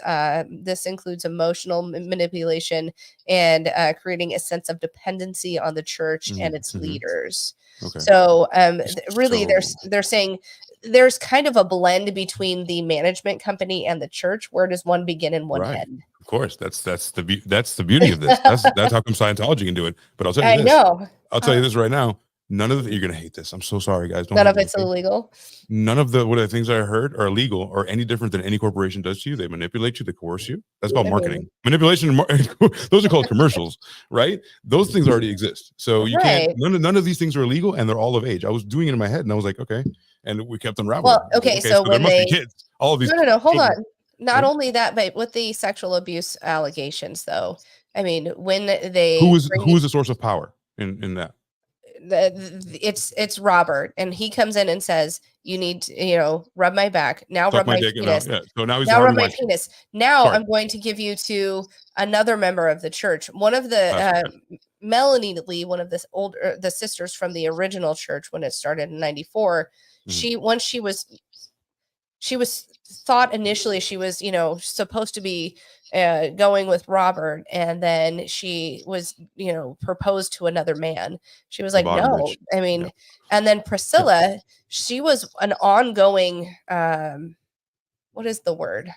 Concubine. Yes, thank you. I appreciate that. It was right on the tip of my tongue. An ongoing concubine for Robert. Then he married his now wife, and she fucking got pissed because of their affair. And this Priscilla chick was like, I've been with him longer than you, bitch. Yeah, I mean, right. Like the feeling that because of that abuse of power, I mean, it's like even if someone is in college or say someone is in high school and they're of age, they're of legal age of consent, and their teacher says, let's have this relationship, that teacher still gets in trouble because of the power dynamic, right? The power dynamic exists, and everybody always forgets about that. So I'm really happy you said that. I mean, however, that's a big thing that they're not being able to. Nobody's doing anything about, because it's not illegal to be stupid. No. You know what I'm saying? Like you can decide to do these things on your own. You know what I'm saying? These women did not decide. I mean, not the women. I'm talking about the dancers. Like it's not illegal to be. Well, a lot of the young women who are dancers who have also been sexually assaulted. And I feel like the reason, like I talked about this to Mom before, like we got on the podcast, like a lot of people are driven by like fear and success, you know what I mean? And in this entire thing, they're driven by both, like success of like the whole dance like part of this. But if you're getting sexually assaulted, do you agree that if you're getting sexually assaulted or you feel any like attacked in any way, the first time that happens, you need to get the hell out? You can't compromise that yourself and be like, well, I'll stay here. But like sometimes you feel like you can't. Sometimes but how much of it is also I want to be a TikTok star? No. There's got to be some too. But sometimes the fame and wanting to be so much higher, takes over. Let's take the fame out of it. Let's take the fame out of it. Let's take the fame out of it. Any woman who's been sexually assaulted or put in that situation. Well, I wasn't doing that, but yeah.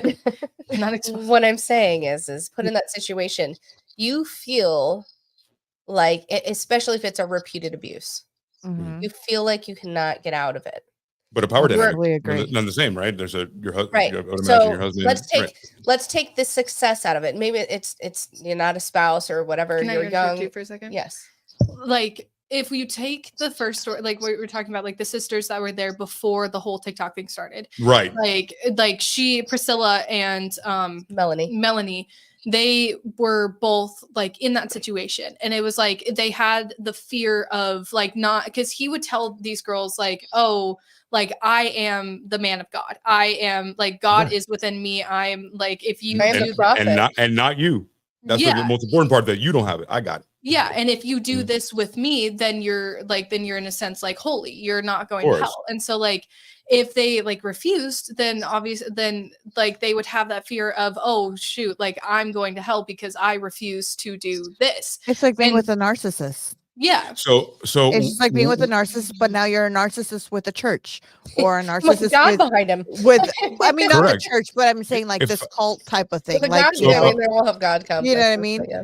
So replace God with TikTok. I'm not saying you know what it is. It's you know what I'm saying? You're still leader of the congregation. I think TikTok is an ancillary, and it doesn't really fucking matter. It's a fucking catalyst. People wouldn't be sleeping in their car. People wouldn't be sleeping in the car to get sexually assaulted.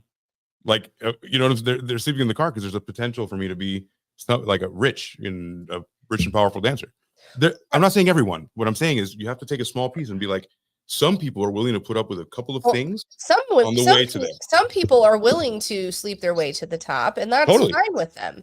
But these women were not willing to sleep their way to the top, and they said this not is the first wrong. ones. Not the first ones, but later on, there's a grab. It's to keep no one's there because of TikTok. No. In the cult there are, and that's why Miranda is still there. She is still within that. I mean, I think she's now so far deep. She's like, fuck, I don't know how to get out. You know what I mean? Yeah, but it's like I said. It's at this point, I'm sorry you were sexually assaulted. As a person, now you're being a narcissist with what they're portraying to be as. You know, your leader, which is what's the gentleman's name? The Robert Shin. Yeah, Robert Shin is now, he is a narcissist. He's the one that now is that everybody's following, and because he's the leader of, like it's kind of like you're kind of like dating him but not dating him. Like that's kind of like, I don't know how do I want to explain, like you're it's kind of hard. Like you're not dating him, but he's a narcissist taking over. Mm-hmm.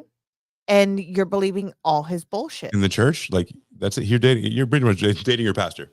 If you're that far into the church, I mean, you have a relationship with him, like a close one. I mean, but some of them are horrible. I mean, that's why they're nuns. They're married to God, and that's why they don't have sex with anybody else. That was a wholly male constructed thing. I mean, well, that's for a different time. But absolutely. but it's like the power of the man has come through there. It's not just the man, but it's the power of the authority of the cult of the blah blah blah. Let's go. I mean, it's a pyramid scam. Well, it is. The management company was just that was the gateway drug to the cult. Right?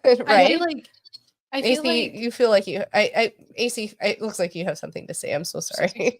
Oh no. I keep looking at this. I find like at one point in the stories when when we get to the point where the breaking point, it's like what keeps you there, what held you there, what killed you, whatever we talk about. Like, I'm at that point right now where I'm at a crossroads. Like, this is like a triple-edged sword because you're talking about a church that is also funded by a social media company. So it's vanity and vanity. Plus complete extortion by the church because you have to give money to them. You also are hindered by their rules. You can't do certain things, which is contradictory in itself because some of the things that you do in dance is not commensurate with like true Christianity, right? So they're trying to have their cake and eat it too. But at a certain extent, I'm trying to think about these adults who have been through trauma, but just some of them have to. But these are young. But these are how young are they? Adults. These are young adults. We're talking are they about of age? He's 17, 18, 19, 20. People 21. are going to war and dying.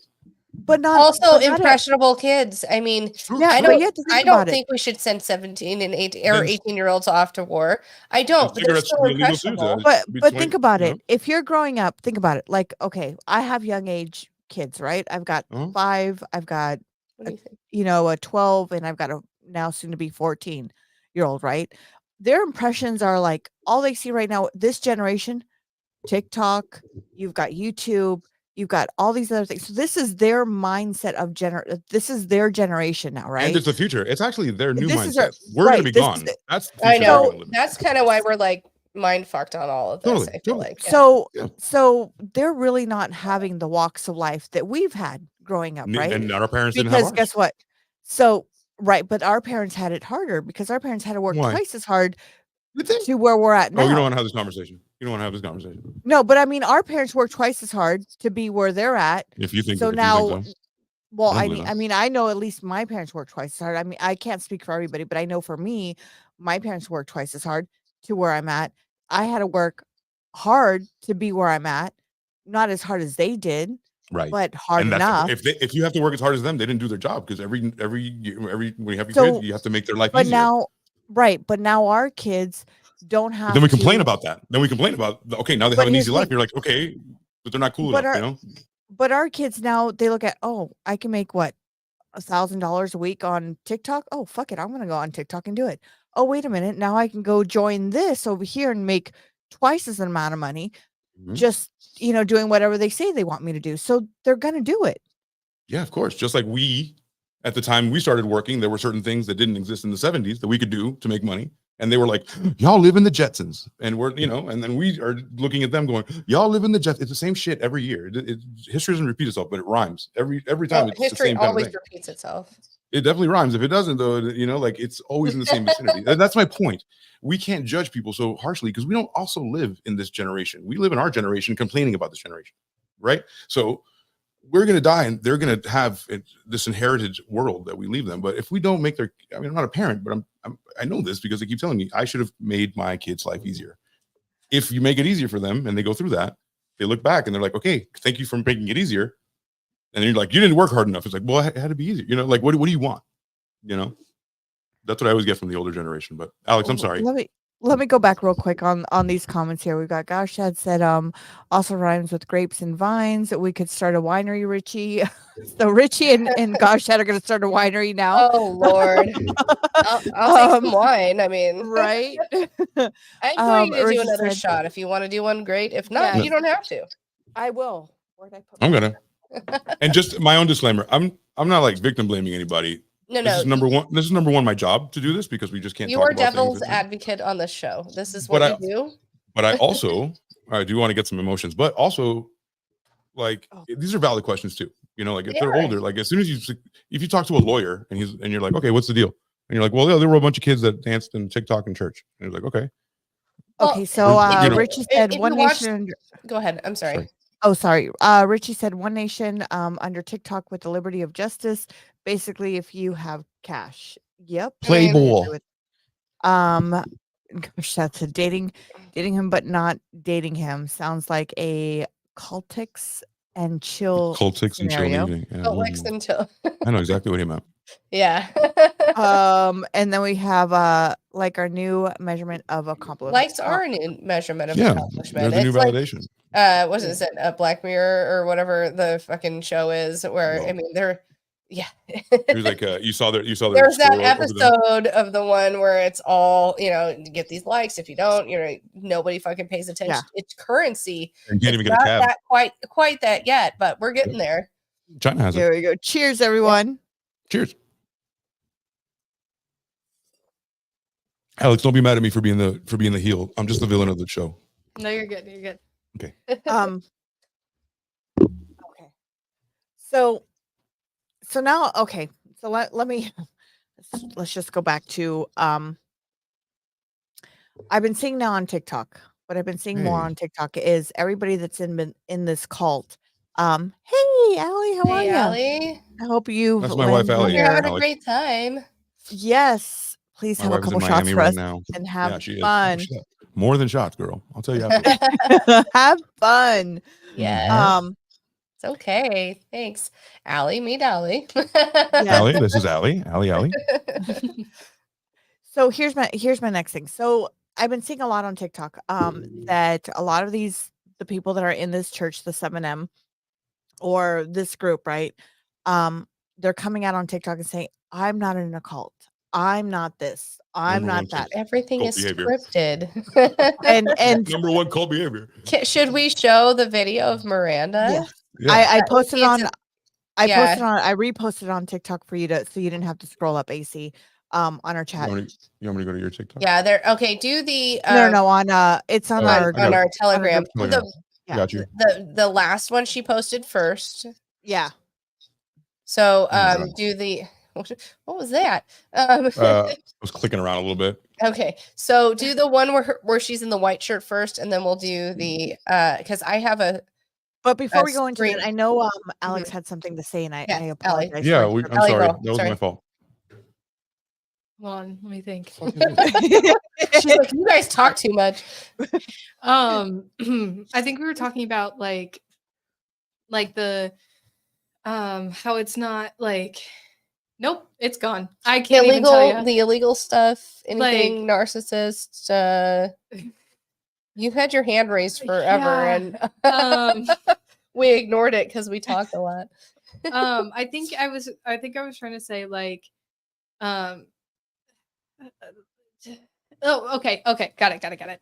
Oh, so like about like the whole like how AC was saying like how like these people are like talking about like the whole like sexual like abuse stuff, like saying because of like the TikTok fame and stuff. It's kind of like I kind of like related it back to have you guys talked about the Dan Schneider documentary on here? Not yet. Yeah. I want to. So It's so good.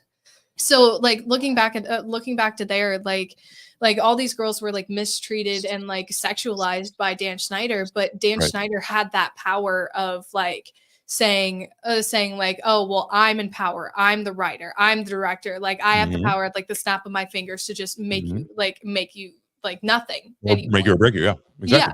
And so like now like it like I was going back to like the fear part, like not only are they afraid like just for themselves and like the oh shoot, this guy's doing this to me, like obviously in any sexual abuse case like that's like you're afraid, but like also like tying into the position of power, like you have two things to be afraid of, like one, like losing your sense of self because you're getting sexually abused by this older guy that has the power, but also losing your career in the midst of it. So tying back into the story, the Priscilla, she was in there for a while, and back in the day he had a bunch of businesses that were like going on, and she was like head of real estate and stuff like that. And everything. And when she got like sexually abused by Robert or whatever, like he had the power to take her, not only her career, but also her sense of self. And her sense of self was already like being lost, but also at the same time, like everything's that. So when she left the church and like the cult and everything, she like it shows in the documentary, like she's just lost. She doesn't know what to do with herself. She continued to listen to his sermons because she felt that by listening to them, she would still be saved. Yeah. She had to move out of LA to get away from it. Yeah. So play the other one, AC. The one in the white shirt first. Oh, okay. Yeah. In the meantime, this is more towards the end of the documentary. The second one, no, that's the second one she posted, and that was like last week. The other one is white shirt. The white shirt. Okay, give me a moment. I also want to respond. Huh? I also want to respond to Ellie when she said. Oh, you're Ellie. My Ellie? Okay. Which Ellie girl? Reggie said this guy has 3 babies and a cocktail, and I'm sitting here like a monk. So a really ugly part of the world, Allie, is we have to decide what is important to us, and if we have principles. When you're a principled person, the very first time that you are disrespected in any way, to your limit. Everyone's different, right? But there would be no later on, or how do I get out of this? Because a principled person that didn't accept certain things down the line and then stay justifying it and saying like, well, I have to choose between my career. Yeah, you do. And if this has to happen, like you can restart your career somewhere else. It's when your mind gets poisoned to think like, I'm not good enough to go anywhere else. Or, like, yes, there are risks in this world. There are risks everywhere. Like I might start a business tomorrow and it'll 80-20, it'll fail. Probably 20%, I'll make it. But the difference between Dan Schneider and those kids were underage, and they went to work. They went to a job. This is their life. This is like their community, their job, their source of income, their leadership, their dads, their moms, their lovers. So when it's all that together, it's ridiculous and disgusting. And we see it as something abhorrent in normal business, in the normal world. Those things would happen to you, and you're like, of course I would not compromise an iota of myself for some guy to so I can fill in the blank, do art, dance, be a rock star, like whatever your thing is. Some people, a lot of people in this world have gotten thwarted, have just been no, they didn't go through with their dream because one guy or one chick ruined it for them. And they were like, oh, this is the way life is. This is the way work is. Everybody's always on kind of nickel and diming you, and somebody's eventually going to offer you something disgusting so you can move up. And that's unfortunately the world. So I just wanted to say that. Yeah. Well, I mean, and I also think that in the times where in this situation, in a lot of situations like this, these people in that situation feel that disparity of this is it, regardless of how I feel about what is being acted upon me. I don't know any way out, and there's these poor kids are all the way, the church, the fucking dance, everything has them. Yeah, I mean, crushed. The people I trusted, the people I entrusted to do right for me, the people I thought that were in my best interest because they claimed to be a man of God, or they claimed to be, a person, again, for the management or whatever. I trusted them, and I didn't expect them to, because in that narcissistic way, they now I'm fucked, I mean, totally. There are those times where you feel like I don't know where else to go, because I think some of I call them kids, the young adults in this situation feel like there's no way out, because and they've been beaten down because they're not good enough, and where are you gonna, just what we were saying now before. I've gotten rid of my whole family and confidence. I've been in situations in just relationships where I have alienated family and friends, right? And I don't feel like in those situations I felt like there was nowhere to turn to, because I now I feel like I'm the asshole because I let that person let me burn those bridges, and how am I ever going to get them back?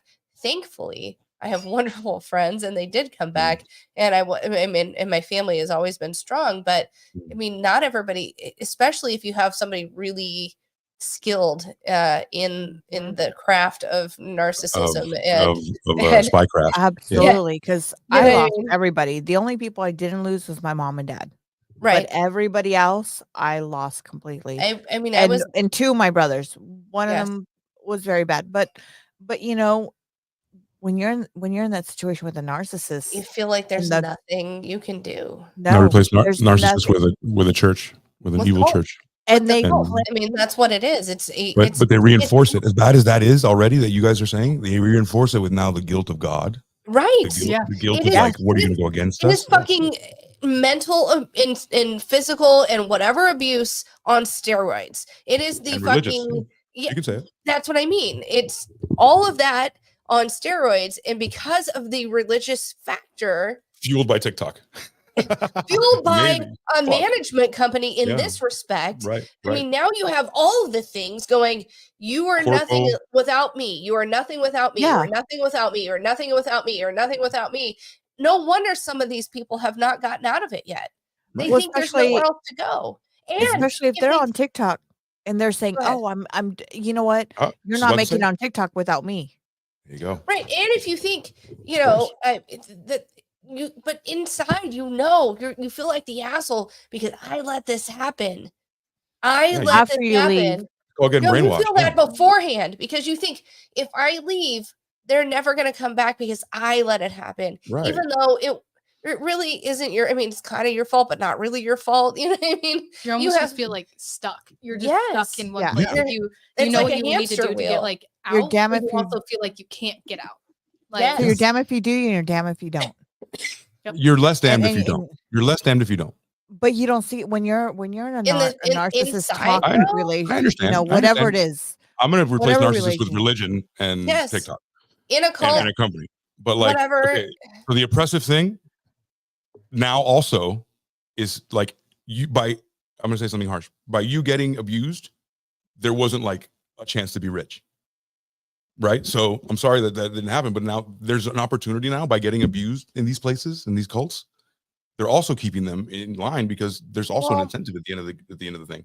Not So necessarily. some though. of them could just walk the fuck No. out. That's all I'm saying. Not necessarily. Some of them, not all. Not all. Okay, look at with money. Look at disparity. You know what I mean? Like inequality. And religion. Yeah. Well, no. Let's just take a regular, normal relationship. We ain't watching. There are sometimes the abuse comes where one person makes more than another, right? Right. And they go, "You'll never amount to this. I'm Right. getting you to that point." Right. Religion. That's religion telling you you're nothing without me. Right. So let's just take an everyday relationship. That can happen too. You can come in having, all these qualities about you and you're great. And then this other person comes in and they don't have the ethical qualities, but they come in and narcissistically I didn't say that right. But they have all these things that, I make more money. I could be whatever. I'm going to take care of you. There's that power dynamic. So in a two-person relationship or this type of relationship, the dynamics are still the same in the respect where they are, but they're also reinforced. There's no I'm sorry, I've been sick all week. I apologize. I'm sorry. Yeah, if you were to, so how do I put this? But everything, so they're dancing on TikTok, which could get them viral views, which could get them, let's say one of them hits like a viral thing and they can do their so own thing I because find a they have rich their own money. guy that's a narcissist and puts me down and treats me like rich. shit. Okay. Now, I'm saying I've done that. I mean, and you walked away, which makes you not crazy. Crazy is they walked away, but you know what I mean. Okay. But I would have at some point. I don't think it's all about the fame. I think it's not all about the draw. It's all about being accepted and wanted. Exactly and it's about being brainwashing, accepted, being wanted, and being, what you didn't. Not necessarily. Well, I mean, it is. Say it's a cult without brainwashing. It's absolutely brainwashing. Of course, it is. They wash your brain.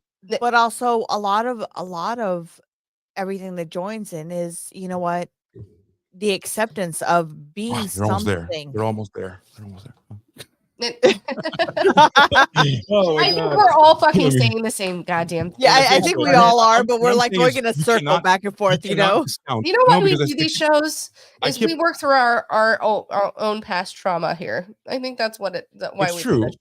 Yeah, but I try to find like the logical fallacies in these things. Like, yes, you know what? Course, one of these days, me and Sam are just gonna dissect you. AC. I don't think we can. Actually, yes. Bring it. If you can, I'll kiss you both. It's no problem. I'd love for you to Allie. Where are you, Allie? Let me interview you behind the scenes. So the point is that my whole point is that enough to dissect AC. You cannot discount. You cannot discount the narcissism. It's not it's a symptom.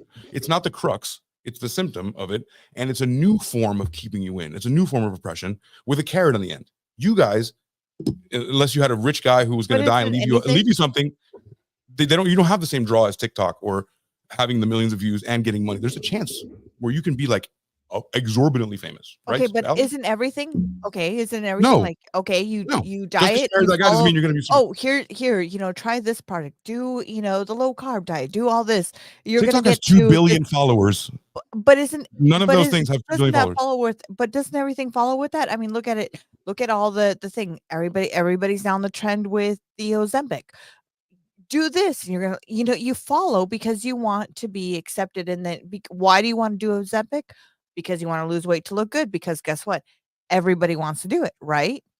Everybody's doing it. So you follow the trend that's going. And if this is the new Ozempic trend is not going to make you rich. Ozempic is not holding you hostage because you can be rich on the other end. Do you understand what I'm saying? TikTok isn't going to make you rich either. You have to put yourself out there. It definitely fucking will. It fucking absolutely fucking makes you super rich. But you had to put yourself out there, right? You got to put yourself out there. That's why they have 7M, and it's fucking doing that. So they have 7M is. Did we just break AC? Did we break AC? We did. Oh, just play the clip now. Yeah, just goddamn play it. This came out after the. Hold on, we need volume. Volume here.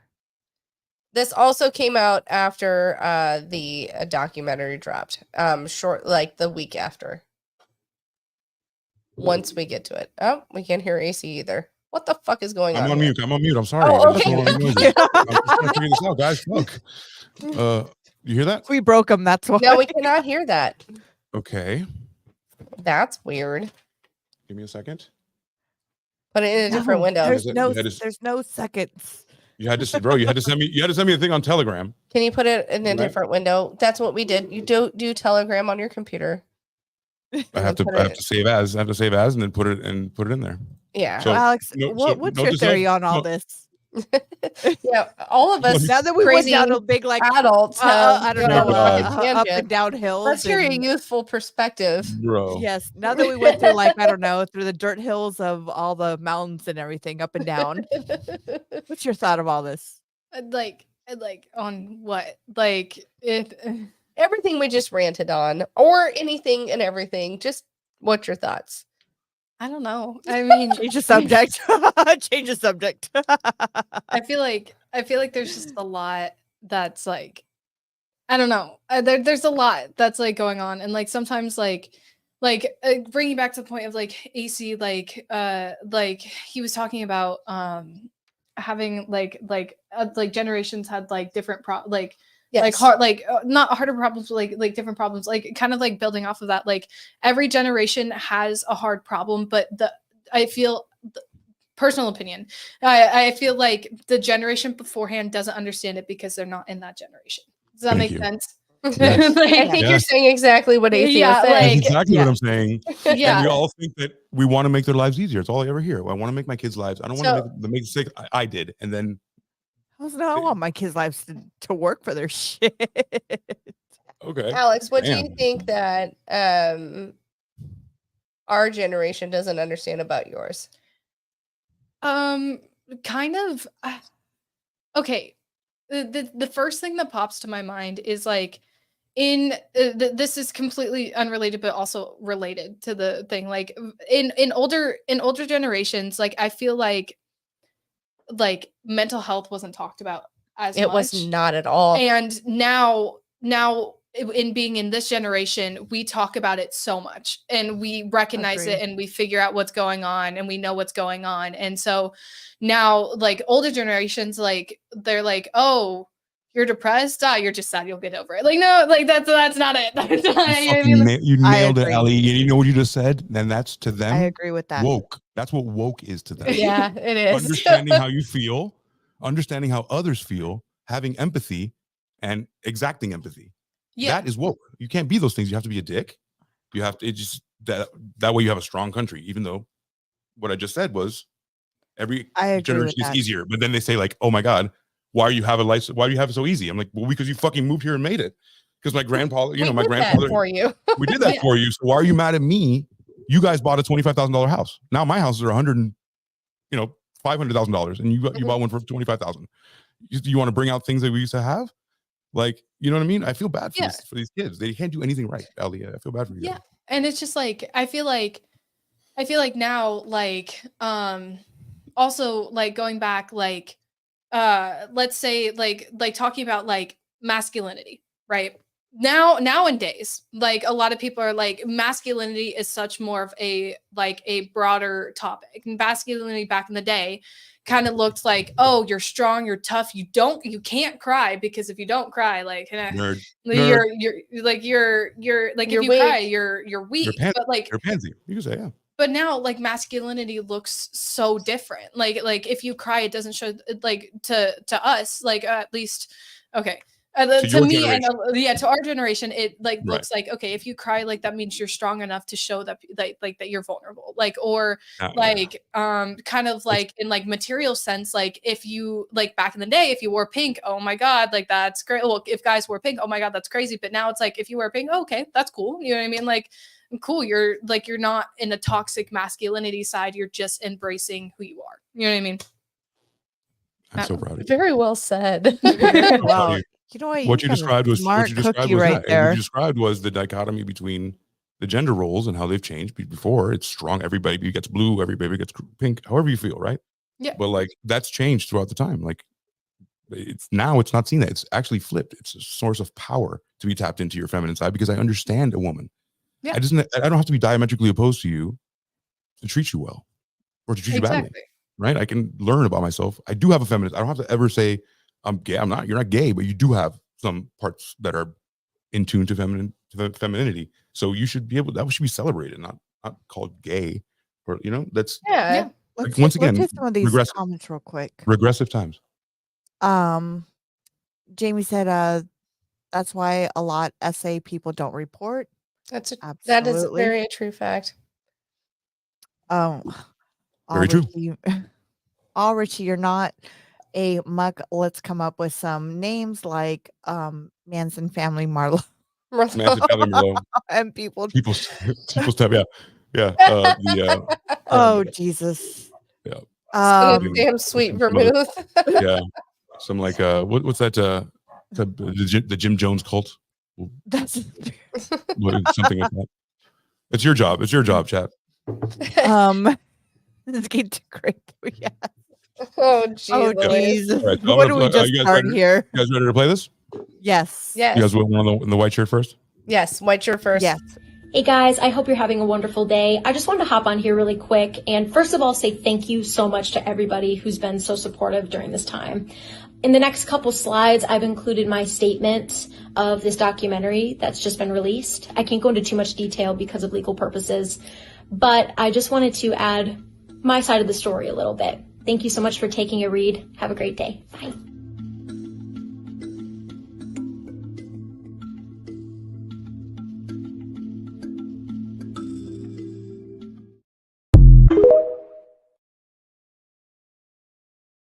Said. Man, I couldn't scan that. I couldn't scan that fast.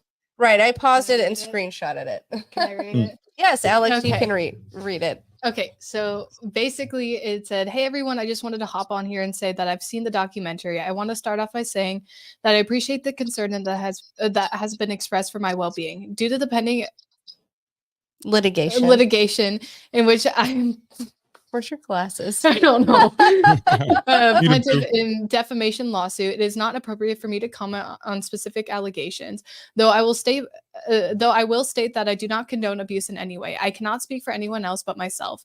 I love my mom, my mom, dad, and Melanie, and they will forever be a part of my life. The truth is, we don't see eye to eye at this time. I believe that this documentary is a one-sided story. I gave my life to Jesus Christ in 2020 and asked my family for some space in the very beginning to collect my thoughts and process my new walk I wanted to take with God.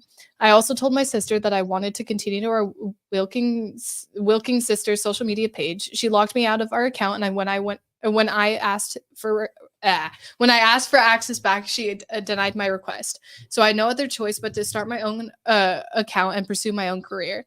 I still have yet to receive access into our account. My family didn't honor the space I asked for, and I saw a different side of them I've never seen before. Honestly, it made me mad, frustrated, and annoyed that they were being overbearing and chaotic. In 2020, I went to Michigan to visit my family for Christmas. My papa was taken to the hospital due to medical issues. We got a phone call saying that he had a short time before he would pass. Melanie and I drove to the hospital to say our last goodbyes. Before we went into the hospital to do so, I started to pray for our papa in the car, and Melanie got offended, angry with me, and told me to stop and never pray around her. Our papa passed away that day. Right? I doubt they ever said, "Don't pray around me." Jesus Christ is the most prevalent person in this country. Like, you know what I mean? Like, you're strong atheists telling you. Her don't pray. sister probably never said that. Of course, that's what I'm saying. One It of the sounds things unrealistic. that I found interesting on that whole thing, where she was like, "Oh, they logged me out, blah blah blah," and that made me mad. I mean, that didn't happen. She completely left from everything. Also, it's a one-sided story. In the documentary, she and everybody associated with the other side of it, the Shekinah or the 7M, had anyone still directly associated with it had declined to say anything. So how could it not be one-sided? You refused to retort. right? I mean, sounds exactly like Scientology. Is it like right? It's exactly what Scientology. The same thing. Yes, reminds me so much of that. Not Richie. She's not dead. She's still alive. She's still alive now. From the new things that I've been finding out, today that I did some more research on it. There's allegations that she's had a child. There's allegations on that are surfacing up with documentaries where they have like birth certificates, that's something new. I don't know if that's fake or real. These are, like I said, these are all allegations. Would you be able to bring those resources here to the show, wherever you do your research? Let me try to. That would be amazing. One thing that Alex found interesting is she had found a couple of dances that a couple of somebody who has been out of it and now, or who's out of it now and still in it now, have done dances on YouTube and other various promos, shows, where it looks. How would you put it, Alex? You could kind of tell, like they say this in the documentary too, like they look like a shell of like a human, like they just don't like I'd searched for some of their like their dance videos, their early dances, and then their early dancers, like like when they were in it and then when they were out of it. And the one of the guys, his name is Aubrey, he's the one that he was in it and then he got out. He like used and he did a dance with James, which is Miranda's husband. They did a dance before they ever joined 7M for a show called World of Dance. And they seemed like they had more passion. Like you could tell in their face, you can tell in their body movement, you could tell in what they were doing. However, when we found Aubrey like a dance when he like on the Ellen DeGeneres show. DeGeneres. Wow. Words. Words are hard. Look, she's a baby. Oh, the baby words are hard. But when they were on that show during like in the midst of like everything going on, like in the midst of when this whole thing was becoming a big thing for them, like they just looked like they were puppets. They looked like there was someone controlling them. Like Aubrey specifically looked like he was just there to be there, and he was just going through the movement. If I can find, it's almost like when you impose your will on others and crush their art then suffers through the lens of like a sepia toned corporate, like sanitized, soulless, emotionless piece of art, right? Yeah, and they even say that grinder. They even say that through Dave. No, it's here. No, it's here. No. Whenever you put pure art through a grinder like that, what comes out the other side is basically movies we get today that are shit. They're for everybody, but they're for nobody. You know, they even talk about that in the middle of like in the documentary, like at the end, like one of the guys, I don't remember his name, he just like he outside of it just didn't realize like he didn't find the love anymore. He couldn't find like the drive. Suck it out of you. Yeah, and it's kind of like if kind of going back to like a school reference, like there can be like that one teacher that sucks all of your passion out for something, and you don't want to do it ever again. And because you can tell that they have no more passion. You can tell, like, why are you even teaching me, bro? You don't even feel good about, like, you don't even like this shit anymore. Why are you, don't put your hate on me, right? Have you had that teacher? Yeah, for sure. Like I've definitely had to probably way back in the day. It's not important enough for me to remember, but like I've even talked with like some of my friends about it. Like they've had that one teacher that they really wanted to go into something, and they were really passionate about it, but then they had that one class that they were like, I hate this. I don't want to do this anymore. Like I want to leave. It's not because the kid hates it. The teacher hates it. Who makes the kid hate it? It's like if you were, I've also had those teachers where you're like, I can't wait to go to that class. That teacher hypes me the fuck up. I can't wait to see him. Yeah. Okay, so now we're gonna fast forward a little bit. Let's fast forward about now. You want to play the second video? Well, before we get to that second video, hold on. So there was a documentary done. Her family went and did this documentary on Netflix, right? Now that the family has spoken out and actually posted, this is what's going on. This is how I feel. This is how we feel. This is what's happening right now. And they posted this documentary. everything was fine until the documentary came out. And this next video we're going to show you is where Haley, right? Her name is Haley? Miranda comes out and speaks. Your I kid's don't know name is where I Haley. came out. Yeah. Yeah, I don't know why I said Haley. No, I mean, are you projecting? That's your baby. This is a different kid. Different kid. Where they come out and they say, hey, where she comes out and says, hey, you know what? My family did this and now I'm getting hate mail.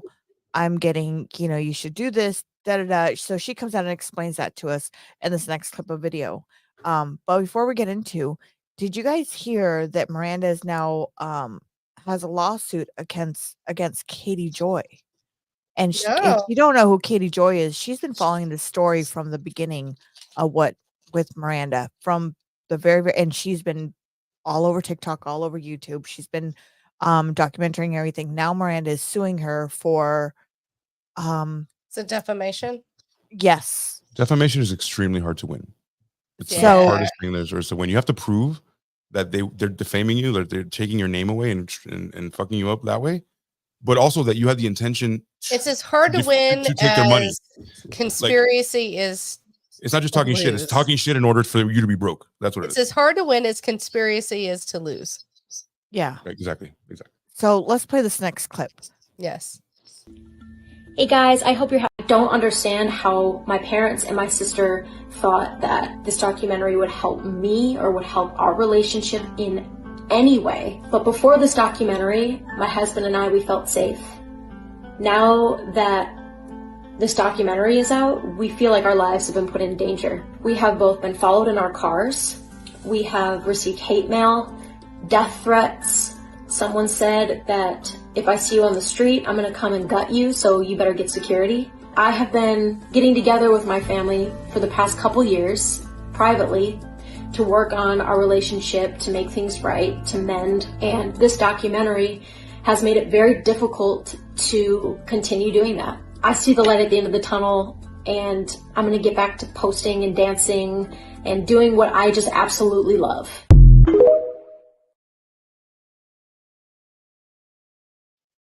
Mm-hmm. Right? I mean, wait for it. I didn't like it, and I was fine until you talked shit about me. Yeah. Old school shit. Yeah. Okay. But everybody's allowed to believe whatever they want. And she was, however she was talked into going into that. She was a dancer, clear-headed dancer at one point. She's older now. She would even know. She's been to the outside world. It's not like she lives in Jurassic Park, She can make decisions now. Yeah. I mean, I don't know. It seems a bit scripted. A bit scripted. What's the motive? Well, and if you look back at her old TikToks and her old videos with her sister, you can see more of kind of like I was talking about in the videos of her dancing and stuff. Not her dancing, but everyone dancing. In her old videos, she seemed so there. She was she had some life in her videos. She seemed happy and everything. And then now in her TikTok videos and her YouTube videos and what she posted there, it was just she was like a robot and she was just speaking to speak. And why do you think that is? Honestly, just broken down over time. Cole? Yeah, everything that happened, being in that church, his everything he's saying to her, just little by little breaking her down. In the documentary, it said one of the girls that left, she had told that Miranda would often cry that she couldn't see her family. She didn't want to leave them. She didn't want to do everything like that. But because of Robert saying oh, you can't go see your family. Oh, you can't go do this. It can slow, not just that, but other things can just slow you, break you down over time. And then now they're just there. They're just okay, if we leave, we're going to hell. We don't have our our success, our fame, but if we stay, we're just going to be this broken shell of a human that's just you don't know that yet, hon. I wish if you knew that, then you can weigh it out and be okay, I'll come out the other end a broken husk.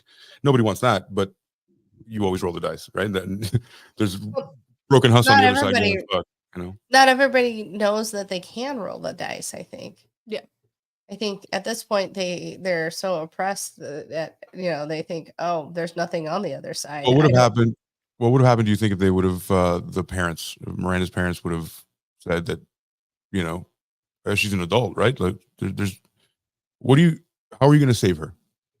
Is the question. Like who would you send in? All they're doing is saying we're here for you, and when you're ready, we're here. And honestly, that's what they're doing. They have no legal recourse. What they're trying to do, and obviously it's not proven to be useful yet, was they were trying at the end of the documentary to prove like the sexual assault cases and stuff to the police, which would in turn would get Robert to get behind bars, which would make every one of all of the people in there free.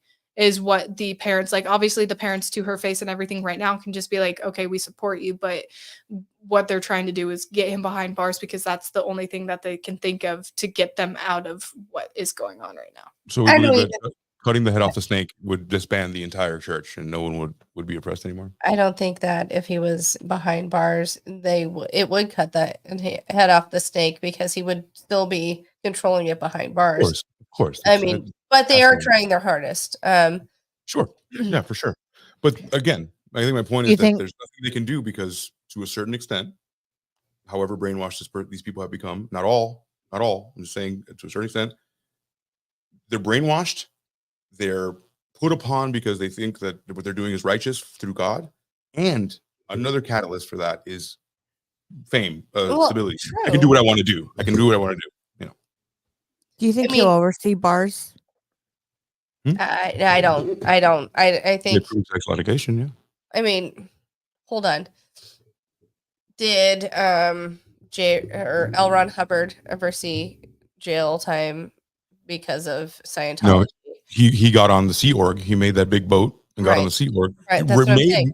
Made the Sea Org to evade the cops. Yeah. Right. So the Kingston Clan, did any of the leaders of that ever see time behind bars? No. Fucking cult, other than the ones who have Waco, that ended in a catastrophe for the Jim Jones, David Koresh. I mean, you know what I mean? The ones that continue to have the cults find ways around of going down and going into prison or whatever, and somehow find a way to insulate themselves against any wrongdoing. Yeah. They're also 501(c), right? So 501(c) protection is a huge protection. You don't pay taxes. Taxes. Could you imagine not paying taxes on the shit that you get from TikTok? Like that's dude. Hey, he has a whole fucking management company that is protected by religion. And what does that tell you? There's no way if you cut the head off a snake that guy's going to be disbanded, because there's other people, boards, and the more money you have, the more protections and lawyers you have behind that. Or somebody else will just take that place. Not somebody not so controversial will be the new figurehead. Like, it's easy. You shuffle the board. It's corporate, and we have to eat it every time. It's sad. So now that we're going towards the end of the story, and for everybody who's listening, Monday nights, if there's any updates on this story, we will have it for you on Monday nights at 7 p.m. That we come across. So Monday nights are our headlines stories, unless there's something unless there's something that we absolutely have to do differently. But if you're listening to us Monday nights, we will be recorded shows, but these are all headlights on things that we've done. So if there's anything that comes upon the story or other stories that we featured on, like the Gypsy Rose, or different stories that we just want to feature on, please join us. Hey, Truthful, welcome in. Hey. Yeah. And we, Rose and I were together last week because Sam was not feeling well. That's Alex's fault, by the way. You saw me. Thanks, Alex. You brought that? Seconds. No. You brought that disease? Yes. No way. No. You're the diseased one? She's the diseased one. No way. Oh. She saw me for 0.2 seconds. Okay, hold on. Enough to her to not true. We hung It's a out. cult. Don't you put that evil on me. no. Don't you put that evil on me. I work from home. The only person I have seen outside of work or from home has been this kid, and she was sick last week, and Alex, then I fucking got sick. wash your hands. Wash your hands, dude. That's all we ask. I do. She's fucking gross. I do. Buddy. Take a sip of this one. There you go, buddy. Dude. All right, ready? Hold on. Cheers.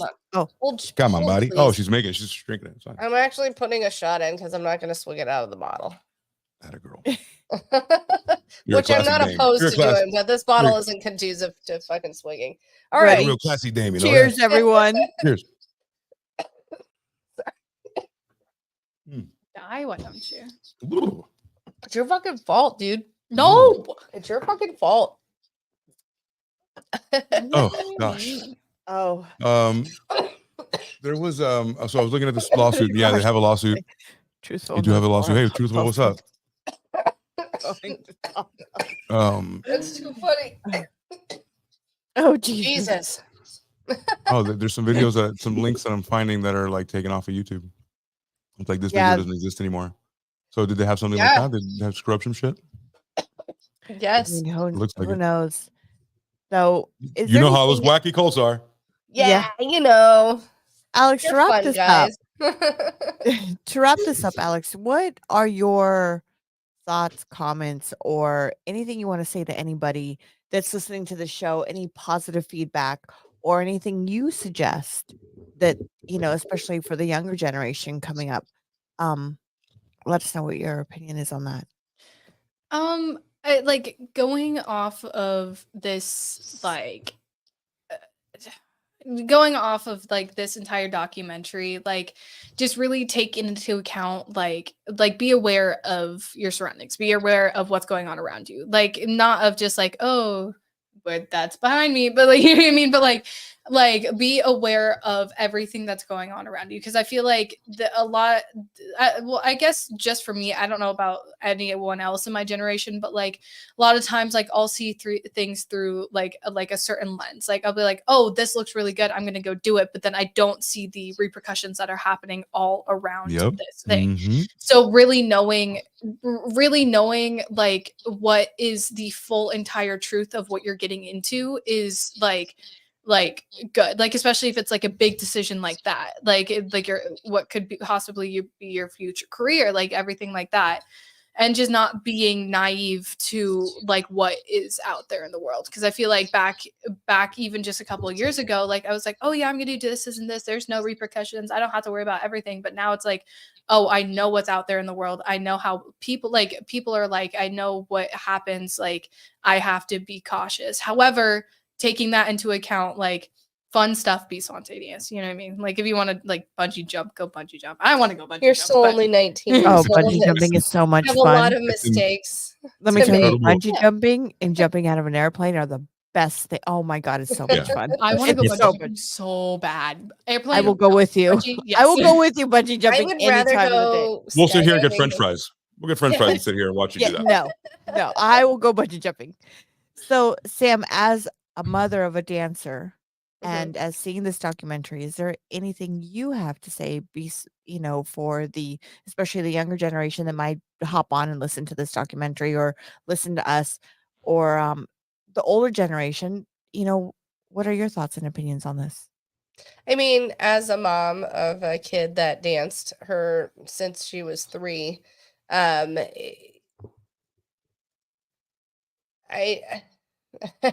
had thoughts. Sorry. My brain was like, I have all these profound statements to say. They're different now.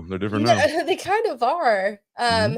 With her, I mean, I feel like with Alex, I don't think I don't know, maybe she would have gone down that road because it was appealing. With Alex, I feel like she would have been like, Mom, here's what's going on, let's talk about it. She's different than most kids. I mean, she literally comes to me all the time and says, hey, let's talk about these things. However, it is pretty as being young and impressionable and rebellious, I feel like it is pretty easy to get into a situation where you're not sure you can get out of it. And any advice is, don't completely. Sorry, Dexter farted. Nice. Nice. Sorry, our dog farted. Those other ones are crazy. They just look at you like, fuck, I didn't do nothing. No, he's just sleeping. No, it was really No, bad. I really and as a parent, I probably would have approached it maybe a little differently. I don't think I would have gone to social media to call out the kid as they did. And I know part of the reason that they did was because of their other child who was younger. I think I may have had a different tactic, but that's just because I've lived a different life than most people. I think it's a longer scope, hon. I think it's because what Alex was saying was be aware of your surroundings, and then you can't see what's happening peripherally. No. Being older is about now you can see what you didn't even know that was able to see. You didn't know that there was even that kind of vision. Right. But now you can look at the whole thing macro from a big like aerial view, and you're like, oh my God, now I know. Now I have the tools to win. Because as her parents, though, I may have approached the thing a little differently, and I can probably say that I would have, because I have done that a little differently with my oldest. You know what I mean? But I don't know. It's just a crazy. I don't know. It's a crazy time, and I don't think Alex would have ever gotten there, but maybe. I absolutely love the dynamic you two have. I love how that your daughter can talk to you on anything. I love that the communication both of you have, because you know what, I feel that a lot of at this generation, parents don't have that. They lose the communication with their children because either they're constantly on their phone at dinner. Who's okay? I was going to say, but whose fault something. is that? No, that's the real question. Whose fault is it? Well, thank you. a lot of my girl, like I'm more on your side than you think. There's parents that do, to each their own, but there is parents that they don't want to deal with certain things. And I love that, Sam, you take your time to listen to your daughter. And that is one thing that is beautiful, because you only have them for so long. And we're only here for so long.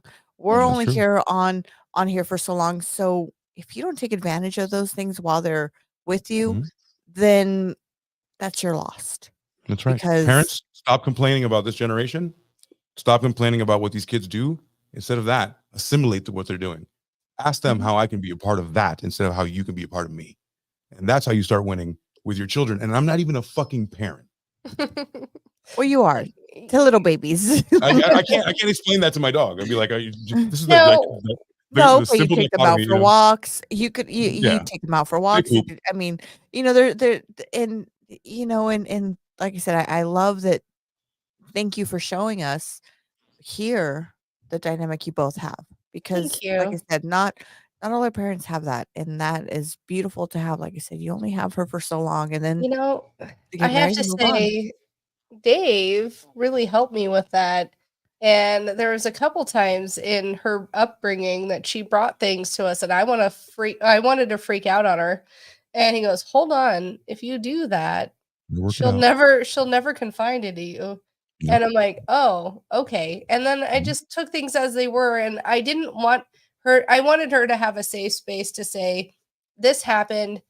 And know that mom's not going to freak out, and we'll have a conversation rather than she's going to be in trouble. So if something happened in her life, and you can attest to this, Alex, how many times have I ever really flipped out on you? Ever? No, I haven't. And we have these conversations, and when things come up, and even in her younger years, I was like, but again, Dave was like, "Hold on, Mom, don't lose your shit." That in real life. In real life, you let things play out, but for some reason, I observe parents and they don't allow that. They don't allow. No, I'm not saying everybody, but like sometimes it's good to let them play out. Yeah. But sometimes, like I said, I also, take out the part that Dave's your husband, but he's your friend. At that point, that's your friend. At that point, when he's saying, "Hey, hold on, wait a minute," that is your friend. That's a friend telling you, "Hey," right. He was like, "Hold on, mom, don't fuck up here." And my best friend Skylar would have done the same thing.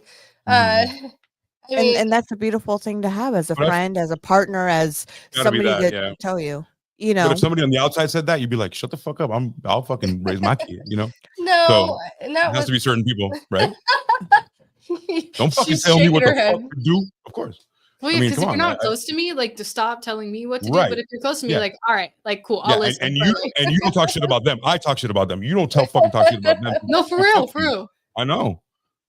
No, but Alex knows I'm pretty free flowing, and I don't really judge anything that she's done, and I'm happy that she can confide and let me know what's going on in her life, and she knows that I'm not gonna nail her to the cross. Be a narc, bro. Don't be a fucking narc. I'm not gonna nail her to the cross for anything that she does, because honestly, I was a kid too. I've been there. I know what happened. I know what I did at that age, and she's a way better person than I ever was at that age.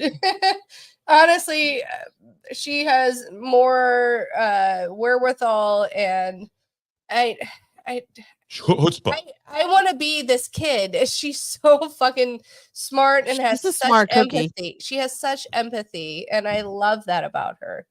She's a smart cookie, and she's got a lot of, like, she's super smart, and she's like, no. Not only is she smart, she's freaking beautiful. She's gorgeous. I don't know where she gets it. Beautiful. She is gorgeous. Who are these people? It says this is the proof they're being controlled. I went to both of their pages, and if they were doing the exact same thing, I'm sure shit they were. Like, what are these? Who are these? What is going on here? Okay, so AC, you've got a question They're all here. doing the same Truthful. This is evidence are being controlled. AC Truthful wants to know, AC, when are you going to do your own podcast? He's in the works right now of doing that. I'm doing it. Just give me a moment to. I gotta, because now guess what we do? You gotta scrub some Monday, Tuesday, then Wednesday. Thursday's my only day. I'm married to a woman, dude. So, no, he's married to podcasting. Yes. Oh yeah. Explain that to she's probably listening right now. So real quick, I do want to let everybody know, we've got, to wrap this all up. And AC, I do want you to explain. AC was unfortunately, he was. I forgot about this. Yeah. He was blackmailed, basically. He was what this person attempted blackmail. Attempted blackmail because he didn't give in. No, and I want everybody to know that, you know what, you can do what you want, but at the end of the day, we're a strong community, and we won't let this happen. And AC, I want you to, if you can, explain a little bit what happened and where. I know you posted a video on what happened and what's going on. Yeah. So, I totally forgot about this. I didn't even think I was going to talk about it. Alex, you're going to love this one. Oh, Alex, this is great. I just want people to know what's going on, because this is really serious, and it's very serious to bring up, and it's something that I don't like, and I don't like that shit. I don't like people playing my friends. Yeah, exactly. Not only friends, this is my family. This is something I care about. Okay. And you know what? I was really upset that this happened to you. Thank you. And thank you for being upset.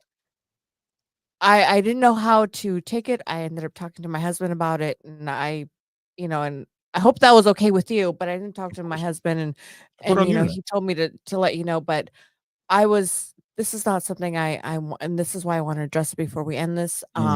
What had happened to you and what's going on? So if you can let us know. Yeah. So this is, everybody really stay woke on Discord. So for me, the way I start this video is like, what up? This is my name. For those people that follow me, for those that don't, I had to get ahead of it, because if some people start getting shit in their inbox, then at least they can, check out this receipt. So this is a video that I did immediately after this happened on Wednesday. About 3 p.m. on Wednesday, they reach out to me, and we literally tell in the beginning of the show, at the end of the show, we're going to say, hey guys, reach out to us if you have any ideas for shows. If you guys want to cover anything you guys need, reach out through our DMs. So I open Discord, and one appears. And I'm not a big Discord guy. I'm a PC gamer. I'm a Xbox guy. Like I game. I just don't ever use that. It's not something that like it's the next generation's like generations. But it's so beta. Z's Twitch. You know, it's like kind Z's of beta in the way that it's formatted. I mean, I hate it. Like, it looks like Twitter. It looks like Twitter, but live stream. It's just I used to hate Twitter too. It's dumb. So I don't like I it. can That's only not my think thing. of it. I mean, That we makes me had old. some issues with Bitcoin Boxer back in the day, and that's what it reminds me of. And there are shady people. There's super shady people in there. Every time I've had an instance with Discord, it's been a shady fucking person. I've never been on Discord, so I have no idea what you guys are talking about. All the biggest like people have like a Discord server, so you can join that. You can join the server. Imagine our Telegram is a server, and then I can tell you, like, drop you a link to our Telegram channel, and you join it. Now you're a part of our server, and there's different channels within the server. So it's like, let's say it's Midnight Media, and then it's like Midnight Media Chat, Midnight Media Pictures, Midnight Media blah blah blah. You know what I'm saying? It's all. It's like it's like all the things. It's ugly to my eyes. And wait, I'm getting some advice here. AC is getting extorted by IHOP, threatening to release videos of his dancing for pancakes. I mean, that would be better than what actually happened. Hallelujah, raining man. So let us know what happened. Yeah, so I got so at 3 o'clock I got a message, and I look. It's like, hey, how you doing? My name is so and so, and the name was Mia, and she's like, what I think always is a bitch. It's always a bitch. Always a bitch, and I'm like, okay, cool. You know, but true crime people had a lot less bitches. If you see my channel, it's like 89% men. Well, no, I mean, I agree. But as soon as I join y'all's fucking channel, now I got bitches watching me. No, you're welcome. So, thank you. I always wanted bitches to watch me. So they reach out. He reaches out and starts saying about my channel. The channel thing. She was kind of vague, and I was also working. I was here. It was 3 p.m. and I go back and forth, trying to be nice. Who's who I am, and I explained that in this video. 20 minutes, like after a back and forth, it was like 20 minutes later, and the phone goes off. It's like, so what are you doing right now? I'm like, I get back and I'm like, these are all, you know, on the screen is all the entire thing that I screenshot. Right. And they said, well, what do you do? I was like, listen, I just met you, and it's like, it's kind of weird. I work at home, you know, I'm trying to be nice. 20 minutes later, he sends me a picture that I can't show. And the picture is, it's my face that was on the internet for a brief time. It's not even on the internet anymore.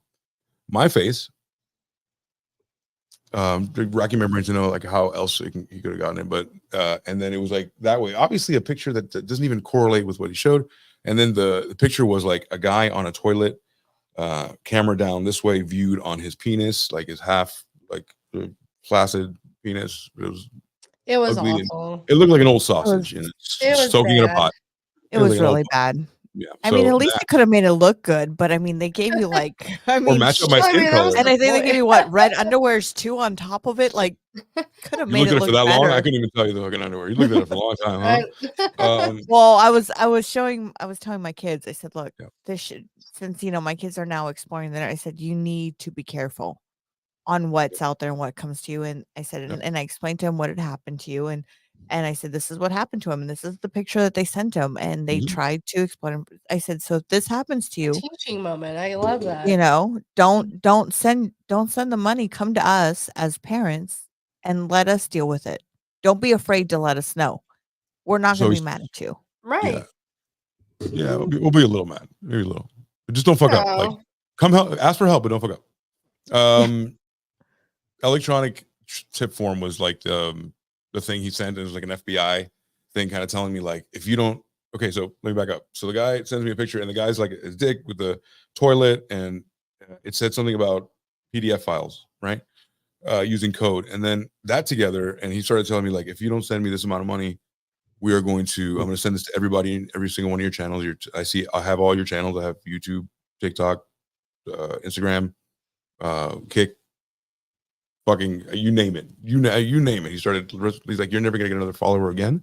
I'm gonna send this to your wife. She's gonna divorce you. I'm also gonna send this to your employer, which is so and so. And he showed me. He's like, is this your name? My government name, which is Adrian Cossey. Like most people know that, and if you don't know that, it's like one layer away. So okay, so he goes, on social media. Yeah, I'm gonna blackmailed me in every single possible way. So is this your address? It was an address in Miami that had last houses I lived in. It's the common one that comes up when you Google me. Because I lived there for so long, but no, I don't live there anymore. And so he brought that up, but then he also knew my wife's name, place of employment, like, things that were enough of an alarm for me to be like, okay, my face is attached to something and there's actual threats happening to me and my wife that I'm not with all the time, right? That scared me. And for a moment I was like worried about, kind of losing everything, but at the same time I was like, fuck that. Like, I was like, I'd rather die. Like, the pride kicked in and I was like, take it all, man. I'd rather fucking start over than you fucking extort me. Giving you one red cent means you win. I don't give a fuck, So, whoa, okay, bye guys. We have to go. Oh, everybody has to go. Me 3 times. So that happened. Yeah, bye me. And yeah, that happened. Further down the video, if you guys want to take a look at it, just for a cautionary tale, you can do that. But it's it kind of explains. And I have to put receipts on here. So I had to put exactly what the conversation was while he was talking. I had to, I was like, you're an idiot. It's funny because I kind of narrated on myself, and I lost my cool a couple times. I was like, why don't you take the fucking pictures and stuff up your ass, bro? Like, I don't give a fuck, like, and I tell him, like, why don't you confess again to my screen record? How much is it? He's like, $200. I'm like, okay.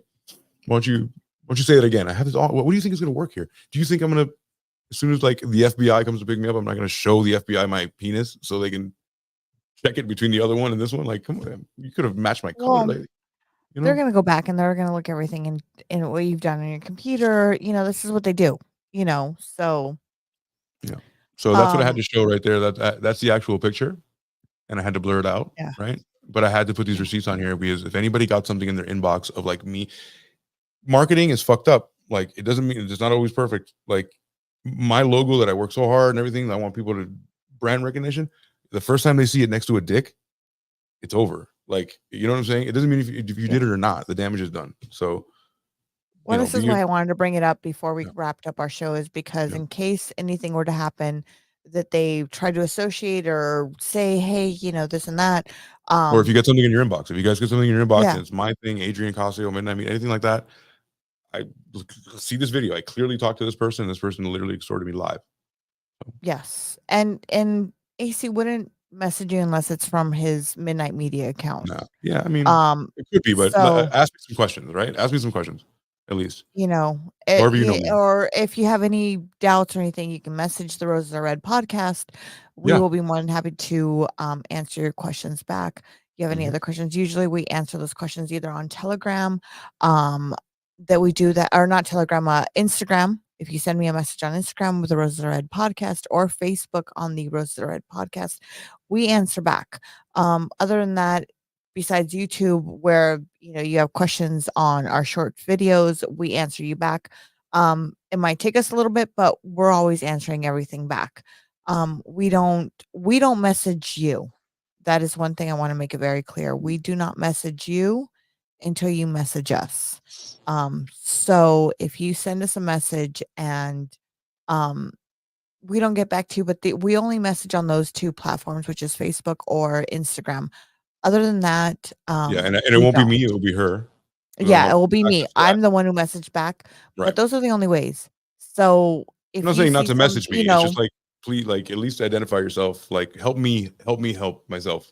Because when we're really nice to people and we ask them to I can't be an asshole. I can't be like, why are you contacting me? Well, because you told me to fucking reach out to you, right? Like, so I can't send mixed messages, but I just be more mindful about kind of what you say also, If they're asking too many questions or talk about money at all, you're like, what the fuck? As soon as that person brought up money, I'm like, oh, you're scared, and then boom.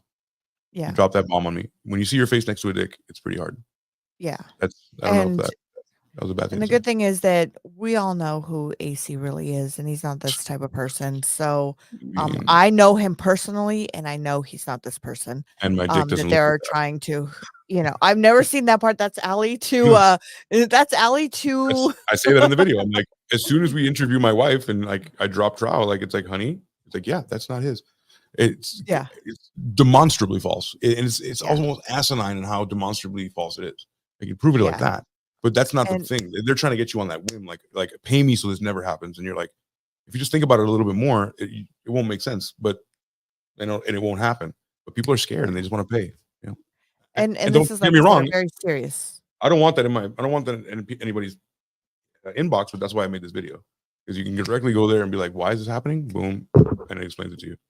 Yeah, You know, and this is really serious because if it does happen to you, you can do what threatening, AC did. Take threatening. it to, put it on there. Don't be afraid. You have to Really, screen don't record. be, Screen record immediately. yeah. Don't be afraid. Put it out there. Call your local police department. Call, because this is extortion. This is blackmail. Put it out there and let them know you're not going to take it. And you want to look We're at not more of the gonna- video, go to Midnight Media. AC's got a whole video on everything about it. Go there and look at that. Also, my And Instagram also has half of it. These platforms don't, I can't just post a 22-minute video on the vertical platforms, but YouTube has it for sure. And if you want me to, reach out to me and whatever, I'll direct you. But if you're watching on YouTube, it's definitely this link here. yeah, But I go through it completely and I explain every angle of it. And ultimately, it's extortion, not racketeering. Like, it's dumb, but like in the minute, you're like, I could lose everything. My family could get hurt. Like, so many different things are happening. And it's almost like the the dancing thing we are just talking about. Like, if my family against podcasting would happen, I would burn this whole studio, right? Wouldn't you? yeah, So, absolutely. I never have to choose about that.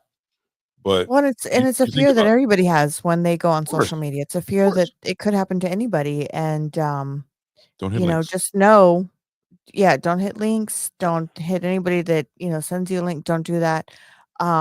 Be very aware what you're clicking, and who you're talking to on the internet, or what new social media platform you're joining. Be very careful on that Mhm. too. Yeah. Because you just don't know. You really just don't know. Yeah, or And you get don't a know. good web tracker. Like, if you want to do that and explore, just make sure you're protected. Pay for it. Pay for Yeah. a VPN. Pay for a web tracker. Yeah. Pay for DuckDuckGo. Like, those things are, they found me on Discord somehow. And the thing is, the last thing I'll say about it is, I realized why they identified my channel, and it happened in my Instagram like 4 years ago. They identify you because you're not a huge channel that wouldn't give a fuck if they were blackmailed, and you're not the tiniest channel that if you had 40 subscribers, you're not paying no money to keep your 40 subscribers. They probably between 1,500 and 5,000 people. They probably do this to a whole bunch of people because you don't want to lose a little thing you have, but then again, you care about it. So it's about emotion. It's about how you feel right there. It's like, do you want me to fucking ruin your life?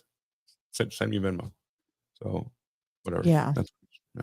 So So I just wanted to bring awareness to that because, like I said, this is something serious and it could happen to anybody. And unfortunately, it happened to somebody that I duly care and love very, very much. This is something that I will not stand for. Yeah. And Well, I not want to much you make can sure do. people are aware. There's not much I can do, but you know what I can I on didn't this provide them platform. anything.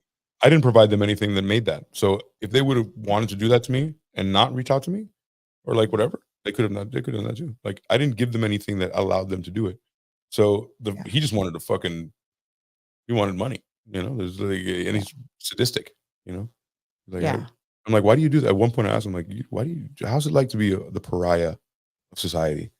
Like, to be such, like, this is what you choose. How do you get into this work? How do you decide you're going to blackmail people? Whatever. So But yeah, this is all good. All good. really horrible. So please be careful. Our please be careful on everything is what we want to say. Watch the most approved porn. Don't watch Yes. disapproved porn. Absolutely. Or we call it danger porn. Yes. I don't know what that is. So But okay. thank So you watch the everyone show for Monday night. joining us. And we will see you on Monday night at 7 p.m. We have an amazing show. We've already recorded it. Yep. It's already out there. It will be out on Monday at 7 p.m. Go join. It's a bunch of headlights that we did. And So it's like it's out in the interwebs paused. It's gonna go in. You guys are gonna be able to watch it, the premiere on Monday. And it's a headline show, right? It's a headline show where we did like Yes. 6 or 7 headlines. It was so fun. Yes. And then if you're not into listening to it, but you want to listen to it while you're driving to work or whatever, we are on Spotify. We are on iHeartRadio. We are also on Amazon. Go ahead and click those, and you guys can listen to it on your way to work, on your way to school, on your way to, I don't know, the park or whatever. If you're at the Jogging. park You can and do it jogging with the dogs. Ya tú sabes. yeah, anything, whatever you guys want. And if In the there's a gym. story or anything you guys want us to show or highlight, please leave us a message. Let us know on Instagram or Facebook. We will be more than happy to highlight any of your guys' thoughts or messages or We might even take a stories. deep dive. It depends how Yeah, good it is. We did Truthful Sweets. exactly. She's in the Yes. crowd right now. Kelly, right? Yes. So a couple people we've done, and And Jamie, we're which we glad did of Jamie. the one in Rufus. Australia. Right. Yes. Right. So yeah, Yes. drop us a line that way, but drop us a line after what I just taught you. Drop us a line right way. At least identify yourself if we haven't spoken in a while. In fact, do that to everyone. Like, just make their lives easier. And if you know people are getting hacked, just be like, hey, we haven't talked in a while. You're AC. We know each other that way. That little sentence would probably save a whole bunch of heartache. So just something to pay And forward. and we know who our Of frequent course. listeners are because they always leave messages throughout the Yeah. whole show. Mhm. And thank you guys for leaving messages and dropping your comments. We really appreciate it. Make sure you give our YouTube page a follow. Share if you like the show and like it. We would really, really appreciate it. Share it with some friends. Yes, and we have a lot of short clips, so check those out and give them a like. And like I said, any comments or anything, let us know. So we love you all, and we will see you on Monday night at Monday 7. night. It's a good one. Peace, everyone. Deuces.